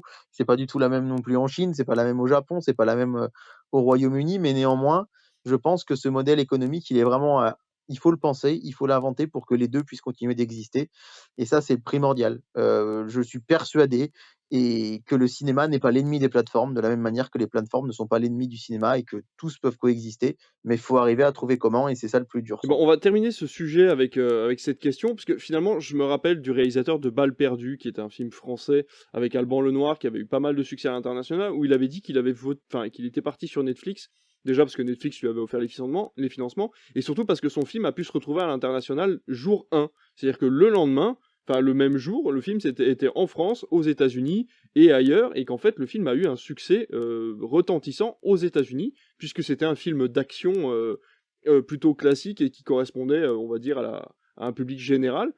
Et donc il était lui très content du résultat, parce qu'il savait que de toute façon son film ne se serait jamais retrouvé dans un festival tel que Cannes. Et donc la question qui se pose finalement, c'est encore une fois, et on revient toujours à la même question, ça fait plusieurs fois que je la pose pendant les émissions, est-ce que le cinéma ne va pas devenir un lieu élitiste pour les films qui sont dédiés au cinéma en particulier, et est-ce que les films plus généraux, est-ce que les blockbusters, est-ce que les films d'horreur, par exemple, qu'on ne voit quasiment plus en ce moment au cinéma, ne sont pas, eux, dédiés pour les plateformes. C'est une question qui n'a pas véritablement de réponse, hein, j'attends pas forcément que vous ayez quelque chose à dire là-dessus. Et voilà, on a eu 2-3 personnes sur Twitter et sur Instagram, dont Cinéma Pur, qui participe avec nous aux autres émissions, qui disaient que, voilà, que les festivals étaient quand même essentiels, et que lui, qui a pu aller à Cannes, qui a eu la chance d'y aller, nous disait que vraiment le rayonnement pendant ces 10 jours-là était essentiel pour le cinéma, et ça le sera encore pour les années à venir. On va finir cette émission en parlant de nos recommandations. Si vous n'aimez pas la mer, si vous n'aimez pas la montagne, si vous n'aimez pas la ville, allez au cinéma. Alors cette semaine au niveau des recommandations, on est plutôt disparate, hein, puisqu'on va parler un petit peu de tout, du vieux, de l'ancien, ou encore de la série. Et je vais commencer, parce que j'ai envie de commencer, parce que c'est moi le chef, après tout. Donc c'est moi qui commence avec ma série, que je viens de finir aujourd'hui même, et qui s'appelle Halo. Alors Halo, qu'est-ce que c'est Halo ? Eh bien Halo, c'est une série sur Canal qui est tirée d'un jeu vidéo du même nom qui est sorti sur Xbox. Il existe, il me semble, 4 numéros, plus des spin-offs, donc on a de quoi faire, mais là, la série se préoccupe principalement de ce qui s'est passé avant tout ça. Et donc on rencontre un monsieur qui s'appelle Master Chief, ou en nom français Major, et qui est un soldat d'élite accompagné de ses 3 compères, et qui décide de faire la guerre à une race alien qui s'appelle les Covenants. Tout ça se passe bien loin après notre ère, en 2500 ou 600 et quelques, je ne sais plus. Donc les vaisseaux spatiaux existent, on a le droit de traverser les galaxies, et non pas les univers pour le moment. Et donc la race humaine est à la recherche d'une solution pour détruire les Covenants qui sèment la zizanie un peu partout dans la galaxie. C'est une série qui est produite par Paramount pour Paramount+, sa plateforme de VOD qui n'existe que aux États-Unis, et c'est Canal qui a récupéré les droits de Paramount+ pour l'instant, donc qui diffuse ces séries ici en France, et je dois avouer que je suis agréablement surpris, parce que ça faisait des années que j'attendais une bonne série de science-fiction. Alors attention, je n'ai fait que le premier Halo, et à l'époque au DST, mais je l'avais joué en multi local avec un copain, donc je peux vous dire qu'à part tirer partout, je regardais pas trop le scénario, donc forcément j'avais pas trop de souvenirs de ce qu'était la série, et je peux vous avouer que j'ai vraiment été agréablement surpris par Halo, parce que les personnages sont très bien travaillés, le scénario est très intéressant, il y a des rebondissements auxquels je ne m'attendais pas, c'est une introduction qui est très bien faite, puisqu'on n'a pas du tout besoin d'avoir joué aux jeux vidéo pour comprendre l'univers et comprendre les tenants, les aboutissants et les vocations de chacun des personnages. J'ai été un petit peu déçu par le scénario parallèle de Kwan Ha, qui a une quête, elle, à accomplir de son côté, qui n'a rien à voir avec Master Chief, et qui, je trouve, est un point d'ancrage intéressant pour l'univers de la série, mais qui n'est pas abouti. Et c'est un petit peu dommage, même si on comprend qu'elle aura de l'importance s'il y a une saison 2. Voilà, ça a été un petit peu compliqué pour moi de suivre ce personnage-là. J'étais un petit peu en mode ventre mou quand je la voyais à l'écran. Mais voilà, par contre, le scénario de Master Chief est vraiment très intéressant. La scientifique qui s'occupe de lui, dont je ne me rappelle plus le nom, est un Dr. personnage... LC. Dr. LC, qui est un personnage absolument hyper antipathique, alors qu'elle a le sourire aux lèvres pendant toute la série. Elle a vocation à être le plus grand méchant de l'histoire de la série que l'on ait connu au niveau science-fiction. Mais en tout cas, voilà. Si vous êtes en manque de Stargate, que vous n'avez pas aimé The Expanse parce que c'était trop lent et que vous attendez un petit peu de pam-pam boum-boum, franchement, allez voir Halo, c'est vraiment très bien et vous serez très surpris par la qualité, encore une fois, de son histoire et de ce que ça a apporté sur une prochaine saison que j'attends avec impatience en espérant qu'il y en ait une, puisque il faut savoir que la série, la fin de la saison, ne se termine pas à l'entrée du premier jeu. Donc voilà, c'est pas un point d'entrée au jeu vidéo, même si ça donne envie d'y jouer, il n'y a pas à dire, puisqu'on a 2-3 séquences où on voit le personnage à travers ses yeux, et c'est véritablement le fameux POV, donc vraiment en vue FPS comme un jeu vidéo, mais c'est très bien fait pour une fois. Donc voilà, je vous invite vraiment à aller voir Halo sur Canal, c'est de très bonne qualité, il n'y a que 9 épisodes, chacun de 50 minutes, et donc ça passe très très vite, et ça se regarde très très bien. On va changer d'univers, on va aller vers toi, Alice, et tu vas nous parler, cette fois-ci, de Love Again de Drake. Deux salles, deux ambiances. De Drake Doremus. C'est un film qui est sur Prime, je crois qu'il a même été que Prime a racheté, qui était aussi sous le nom anglais c'est Endings Beginnings aussi, donc je ne savais pas qu'il s'appelait à la base Love Again en version française. Ce film donc raconte l'histoire de Daphné qui est jouée par Shailene Woodley, actrice qu'on a pu voir dans Divergente, qui vient de se séparer de son copain Adrien. Et elle veut profiter pour faire une détox, on va dire, amoureuse et se recentrer sur elle-même, revoir ses chakras. Mais comme tout ne se passe pas comme prévu, lors de la soirée du Nouvel An, elle rencontre deux hommes, Frank et Jack, respectivement interprétés par Sebastian Stan et Jamie Dornan, amis mais diamétralement différents. L'un est globetrotter, imprévisible, l'autre est un universitaire doux et sensible. Voilà le pitch de base, et si vous attendez en fait à un triangle amoureux, en fait il n'en est rien. Pas du tout. Ce film en fait nous montre la vie et les décisions d'une femme qui se rend compte au fil du film qu'être en couple n'est peut-être pas pour elle, au final. Elle dit qu'elle était très bien avec son ex, qu'elle regrette d'avoir quitté, en plus de ça. Mais elle ne sait pas pourquoi elle l'a fait. Ensuite, elle entretient une relation avec Frank et en même temps avec Jack. Elle le trouve des qualités, certains défauts, mais rien en eux, en fait, la fait vibrer. Elle n'est absolument pas à la recherche du prince charmant, ni de la perle rare. Mais... se demande pourquoi en fait elle n'arrive pas à se caser. Et je trouve que c'est une approche de la relation amoureuse qui est intéressante. Elles ne sont pas toutes faites de happy ending, et ils se marièrent et eurent beaucoup d'enfants, ou de drames tragiques. En fait, il existe un entre-deux. Et le réalisateur, en fait, Drake Doremus, fait de l'amour le thème principal de chacun de ses films. Et comment ce sentiment et la relation entre deux personnes est compliquée, que ça soit ancré dans le réel avec la recherche de l'amour via une application de rencontre avec son film Newness, ou en mode dystopique avec Equals. En fait, d'un côté, il y a la comédie romantique et l'opposé, il y a les romances dramatiques comme Marriage Story par exemple. Donc tout n'est pas blanc, tout n'est pas noir, et ce gris en fait il nous est donné par ce réal qui nous apporte en fait plusieurs nuances de ce qu'un couple peut être ou ne pas être, ou plutôt de ce que les gens en fait idéalisent du couple et qui est finalement faux. Moi je vois des couples, voilà, ils sont en couple, et c'est vrai quand je rencontre des gens, j'ai un peu mon petit côté creepy qui fait, enfin ça peut être creepy, mais j'aime beaucoup demander en fait à des gens comment ils ont rencontré leur compagne ou leur compagnon, parce que je me dis tiens, ça doit être une belle histoire à entendre, un peu comme tu demandes à tes parents ou à tes grands-parents, tiens j'ai rencontré ton papy au bal musette. Et moi j'aime beaucoup demander en fait aux gens comment ils sont rencontrés. Alors des fois il y a des histoires très sympas, et puis des fois c'est très bateau. Et par contre je vois des gens, ils sont en couple, et on sait pas pourquoi. Ils passent pas leurs soirées ensemble. C'est des soirées, ouais, elle est avec sa copine, elle fait des soirées entre filles, lui il fait des soirées foot avec ses potes. Et en fait, il y a pas d'alchimie, ils n'ont pas de passion en commune, ils ne partagent rien, ils sont en couple parce que la société te dit qu'il faut être en couple, il faut qu'à 30 ans, tu aies ta maison, que tu aies acheté, que tu sois marié, que tu aies des enfants. Et en fait, voilà, ce réal, en fait, il te montre que non, il y a plein de relations qui sont différentes. Il y en a, ils sont en couple, ils savent pas pourquoi, et je trouve que c'est intéressant de voir, en fait, ces couples-là qui sont assez bateaux. Ils ne se déchirent pas, c'est pas l'amour fou, ils sont ensemble, mais voilà, il n'y a pas d'alchimie, il n'y a pas grand chose qui les retienne ensemble. On est ensemble, ouais, on est bien ensemble, mais c'est sans plus. Et je trouve, voilà, ce film, il est très bien parce que ça montre, voilà, quelqu'un qui finalement ne se retrouve pas dans le couple. Elle se trouve bien seule finalement. Il lui arrivera des choses tout au long de ce film, notamment avec l'un et puis avec l'autre. Mais voilà, elle se dit, finalement, je sais pas pourquoi j'ai quitté mon ex. Est-ce qu'il y a vraiment une réponse ? Non. Voilà, tu le sens pas, c'est que tu n'es pas bien à ce moment-là avec cette personne-là, alors qu'elle peut t'apporter tout le bonheur du monde, mais à ce moment-là, tu n'es pas bien, tu n'es pas heureuse, il te manque quelque chose qui fait que avec cette personne, ça peut aller.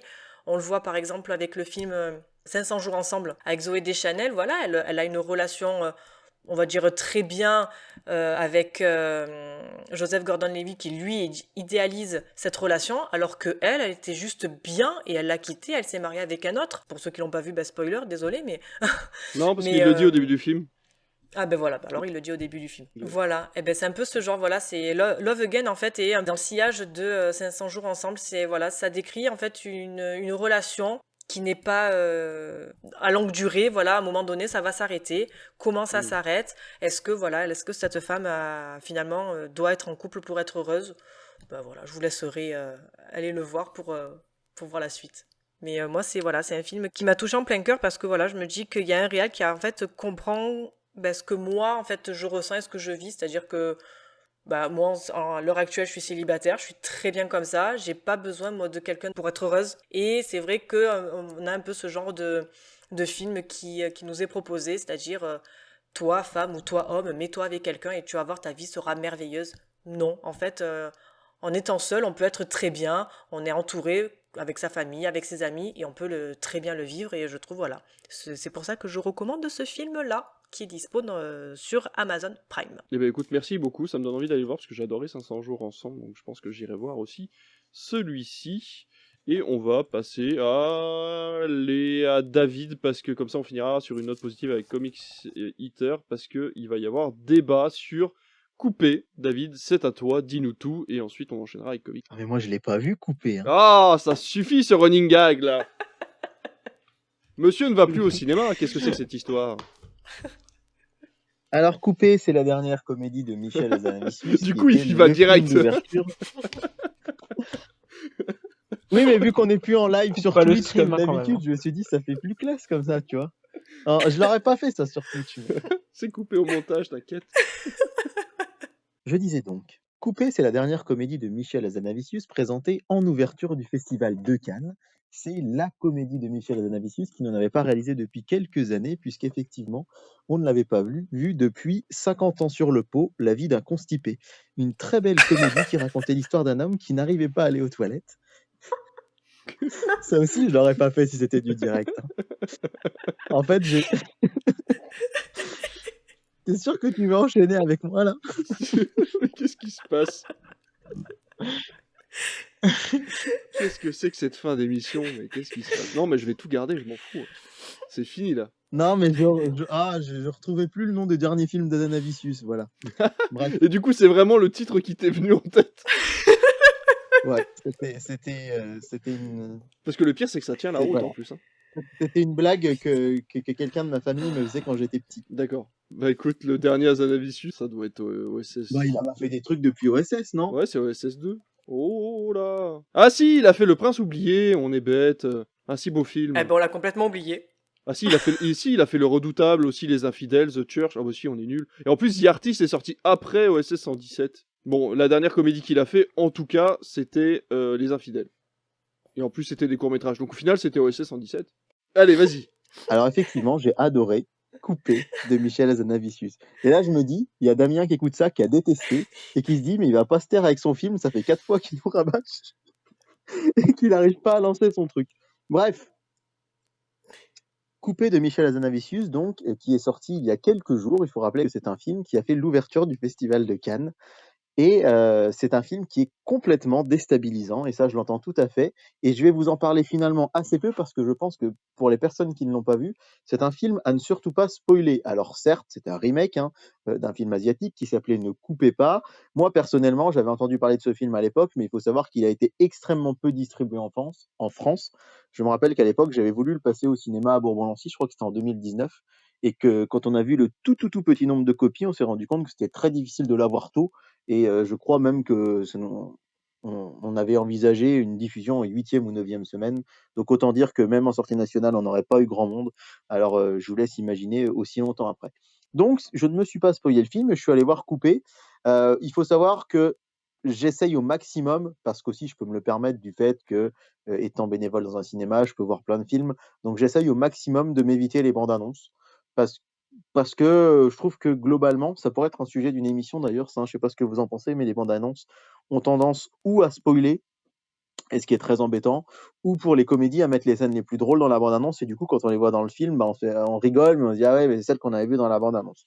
Du coup, je suis allé voir Coupé en n'en sachant que le synopsis de base, hein, qui est simplement, lors du tournage d'un film de zombies, de vrais zombies attaquent. Et c'est vrai que, bah, comme souvent, lorsque on diffuse dans notre petite salle de campagne l'ouverture du festival de Cannes, bah, on n'a pas la main sur le film d'ouverture puisqu'évidemment, c'est pas nous qui choisissons ce qui passe à Cannes et forcément, on est obligé de s'adapter et bah, avec des fortunes diverses et très souvent, les gens sont souvent un peu déstabilisés. Personnellement, l'année dernière, Annette, ça a été vraiment le film que j'ai préféré de 2021, mais je sais que nos spectateurs, ben, voilà, une comédie musicale, quand même très imagée, heu, faite de manière très métaphorique, ça avait pas forcément plu à tout le monde et là, c'est vrai que je m'étais dit: «Waouh, un film de zombies, dans une petite ville où la plupart des gens, on va pas se mentir, qui viennent voir la cérémonie d'ouverture de Cannes, sont souvent des gens, on va dire, 50 ans et plus». Bah, j'étais un peu, voilà, je me disais: «Ouais, on va peut-être pas faire, énormément d'entrées finalement». On s'en est plutôt très bien sorti par rapport au cinéma du coin. Moi, j'y suis allé vraiment comme ça, on va dire, sans trop savoir ce que j'allais voir et c'est vrai que les 30 premières minutes ont été complètement déstabilisantes. Déstabilisantes aussi parce qu'on a vu des gens quitter la salle, vraiment se dire: «Mais qu'est-ce que c'est que ce truc, qu'on est venu voir?» Et en fait, il arrive un moment où le film bascule, au bout de 30 minutes, où vous voyez en fait 2 films dans un film et cette première partie de film, qui est extrêmement déstabilisante, va être quelque part légitimée dans la deuxième partie. Mais encore une fois, je n'irai pas plus loin. Mais ce que je peux dire sur les 30 premières minutes, c'est qu'au-delà du côté complètement absurde, il y a énormément de cinéma. C'est quand même un plan séquence de plus de 30 minutes qui est très, très, très bien filmé, j'ai trouvé. Vraiment, il y a des vraies idées de mise en scène. De toute façon, Michel Hazanavicius, même si j'ai pas vu énormément de ses films au final, et que les 2 premiers OSS, ils m'ont bien fait marrer, mais je n'y voue pas un culte comme beaucoup de gens. C'est pas mes comédies préférées, mais j'aime bien. Mais globalement, il y a toujours du cinéma dans ces films, il y a toujours des très beaux plans, il y a toujours de très belles choses. Et là, j'ai trouvé vraiment que dans Coupé, on avait ce mélange de cinéma et de comédie. Il y a ces 30 premières minutes qui sont hyper bien filmées et qui sont bien fichus. Et surtout après, on a 1h20 de ce qui est pour moi sans doute la comédie française la plus drôle que j'ai pu voir depuis des années. Allez, on va dire sur la petite trentaine de spectateurs, il y en a peut-être 5 qui ont quitté la salle, hein. Les gens qui sont restés, je n'avais jamais entendu, mais vraiment, je vous le dis très sincèrement, rire avec autant de force, de manière aussi régulière. D'habitude, quand on passe des comédies qui cartonnent du style Danny Boone ou Qu'est-ce qu'on a fait au bon Dieu, ça rigole 7-8 fois pendant le film de manière franche. Là, ça rigolait de manière franche. Toutes les 2 minutes, les gens prenaient des fous rires parce que, quelque part, et là, c'est déjà presque du spoil de vous dire qu'on explicitait le début du film. Et sur moi, c'est un humour qui marche. C'est un humour potache, assez fin quand même. C'est assez fin et en même temps parfois très gras et très dégueulasse, et c'est ce qui fait la force du film. Et pour moi, j'ai trouvé que c'était du génie. C'était du cinéma d'orfèvrerie, c'est-à-dire vraiment une qualité d'écriture, notamment sur la deuxième partie, qui était grandiose et vraiment je m'attendais pas du tout à ça et j'ai qu'une hâte, c'est le revoir. Je vais retourner le revoir parce que je veux absolument faire découvrir ce film à des amis et je n'en dirai pas plus et je sais que j'ai été très flou, mais volontairement parce que je pense que Coupé, c'est typiquement le genre de film où plus on en sait, moins on apprécie. Donc allez-y à l'aveugle et surtout, et ça vraiment, restez bien jusqu'à la fin. Ne vous laissez pas déstabiliser par le début. Finalement, c'est presque dommage de le dire parce que du coup, on s'attend à ce qu'il se passe quelque chose. Donc quelque part, le dire, c'est un peu accepter d'éviter de se faire surprendre. Mais d'un autre côté, ce serait vraiment dommage de partir dans les 30 premières minutes du film. Et à la fin, vraiment, vraiment à la fin de la séance, pour avoir pris le temps de discuter avec les spectateurs, ils étaient tous ravis et tous enchantés. Et ça faisait très très très longtemps que j'avais pas autant ri en salle. Damien, tu as un avis tout à fait contraire. Est-ce que tu peux nous résumer en 2 minutes pourquoi tu n'es pas d'accord avec David? Ouais, alors c'est compliqué, comme le disait David, de rentrer dans le détail parce que euh, on- si on dévoile le film, il perd de sa saveur. Ce qui est d'ailleurs le peut-être premier problème pour moi. Je rajouterais que si vous avez vu ou si vous comptez voir le film original, ne faites pas ça, car le film sera encore plus désagréable à regarder, puisque vous perdez cette surprise-là. Et déjà, effectivement, on en a déjà peut-être trop dit en disant qu'il faut rester 30 minutes, mais c'est un problème parce que justement, les gens quittent la salle avant ces 30 minutes-là et il faut attendre. Même moi qui n'ai pas aimé ces 30 minutes, il faut attendre ces 30 minutes-là et les dépasser pour enfin voir ce que le film a à proposer. Le souci, c'est que soit ça va passer, soit ça va pas passer avec vous. Moi, c'est pas passé parce que dès le départ, j'ai vu le truc venir. Je savais tout. J'ai même compris tous les trucs liés à la caméra, ce qui allait se passer, à part un élément. Il y a un élément sur tout le film où je me suis dit, ok, c'était ça. Tout le reste, je le savais déjà. Et du coup, ben, si on est dans mon cas, on ne peut pas apprécier le film parce que la première demi-heure, elle est kitsch à souhait, même s'il y a ce plan séquence. Et puis, bah, tout le reste va expliquer pourquoi c'était kitsch, pourquoi c'était comme ça. Et le truc, c'est que bah, j'étais en mode, bah, je le sais, j'ai compris, j'ai pas besoin d'un film pour me le montrer. J'ai pas été fan du jeu des acteurs. L'humour ne fonctionne pas avec moi, mais ça, l'humour, c'est toujours quelque chose de très subjectif. Donc ça dépendra des goûts de chacun. Je peux pas trop en dire plus parce que sinon on gâcherait l'expérience. Mais c'est un remake, comme l'a dit David, et c'est pas un bon remake pour moi qui connaît l'original. Je trouve que malgré les idées, parce qu'il y a des idées, je vous dis pas lesquelles, qui sont rajoutées, mais le fait est que ça reste quand même un remake d'un film fauché à la base, un film de fin d'études, qui là a droit à un budget de plusieurs millions, mais les millions on les voit pas. Bon, à part ce plan séquence, petit non, parce qu'il dure 30 minutes effectivement, et peut-être le cachet de Romain Duris et d'autres acteurs, Bérénice Bejo. Mais voilà, je pense que comme le dit David, soit ça passe, soit ça casse. Mais même si moi j'ai détesté le film, donnez-lui sa chance. Vraiment, allez-y. Et on en a trop dit en disant ça, mais on est obligé parce que les gens quittent la salle. Restez, ne partez pas avant les 40 premières minutes, du coup, parce que si vous attendez les 30 minutes et que vous partez à ce moment-là, ben, du coup, vous aurez toujours pas d'infos. Voilà mon avis en version courte et sans trop spoiler. Ok, et ben merci. De toute façon, tu vas garder la main puisque toi, on va revenir sur un ancien film. Du coup, on va plutôt aller sur du rétro puisque tu vas nous parler du Guépard. Oui, effectivement, on reste dans le thème. C'est-à-dire que David vous a parlé d'un film qui fait l'ouverture de Cannes, on a eu le sujet sur Cannes, et j'ai décidé de rester sur ce thème-là et sur la plateforme Netflix, puisque je vais vous parler du Guépard, qui est tout simplement la Palme d'Or de 1963 du réalisateur italien Luchino Visconti. Pour vous résumer l'histoire de ce film, Le Guépard, c'est tout simplement une intrigue qui se déroule en 1860 et qui nous raconte la chute de l'aristocratie italienne à travers le personnage du prince Fabrizio, interprété par Burt Lancaster, ainsi que son neveu, joué par celui que vous connaissez tous, Alain Delon, qui lui est amoureux d'Angelica Sedara, campée par la merveilleuse Claudia Cardinal. Le film s'ouvre sur la musique du compositeur Nino Rota. On retrouvera d'ailleurs plus tard une valse du compositeur romantique Giuseppe Verdi, un peu plus tard dans une scène iconique du film. Alors le film nous fait entrer directement dans la demeure du prince avec ses arbres dont les feuilles vibrent au vent, ce soleil sicilien avec ses teintes dorées qui abondent à l'intérieur des bâtiments. Et la première chose qui m'a frappé en voyant ce film, c'est le faste et le côté vraiment richissime dans la composition des plans, dans les décors, de cette fresque de près de 3 heures, dont la restauration en 2010 par la Film Foundation de Martin Scorsese fait éclater les couleurs et ressortir les détails.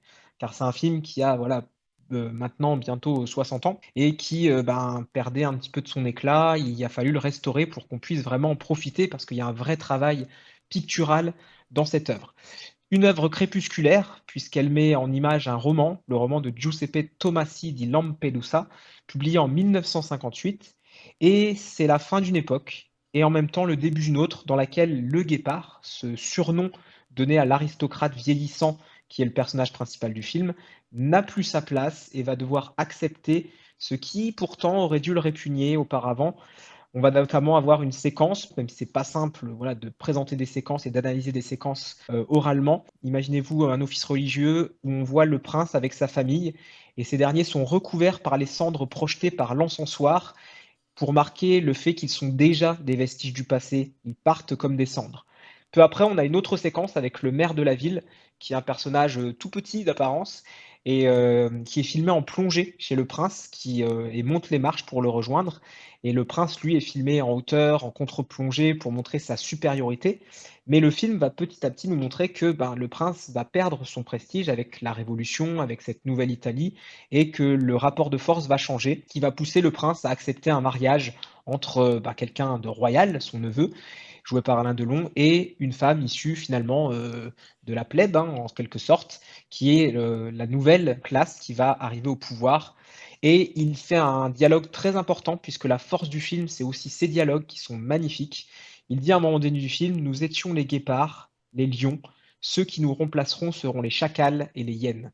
Et tous autant que nous sommes, guépards, lions, chacals, brebis, nous continuerons à nous prendre pour le sel de la terre. Pour finir, je dirais que la Sicile de Visconti marquera l'imaginaire visuel du public et il ne trouvera un équivalent aussi fort qu'avec celle du Parrain, en tout cas de la première partie du Parrain de Coppola. Donc ce film est disponible sur Netflix et je pense qu'il serait dommage de passer à côté de ce monument du cinéma qui est vraiment un véritable chef-d'œuvre et notamment de sa mythique scène de bal qui aura marqué les esprits à l'époque et qui aujourd'hui fait toujours son petit effet en 2022. Merci d'avoir choisi un film qui, du coup, aura été représenté à Cannes, qui aura même eu la Palme d'Or, du coup, Le Guépard de Visconti. On est à la fin, ça y est, on a terminé cette émission.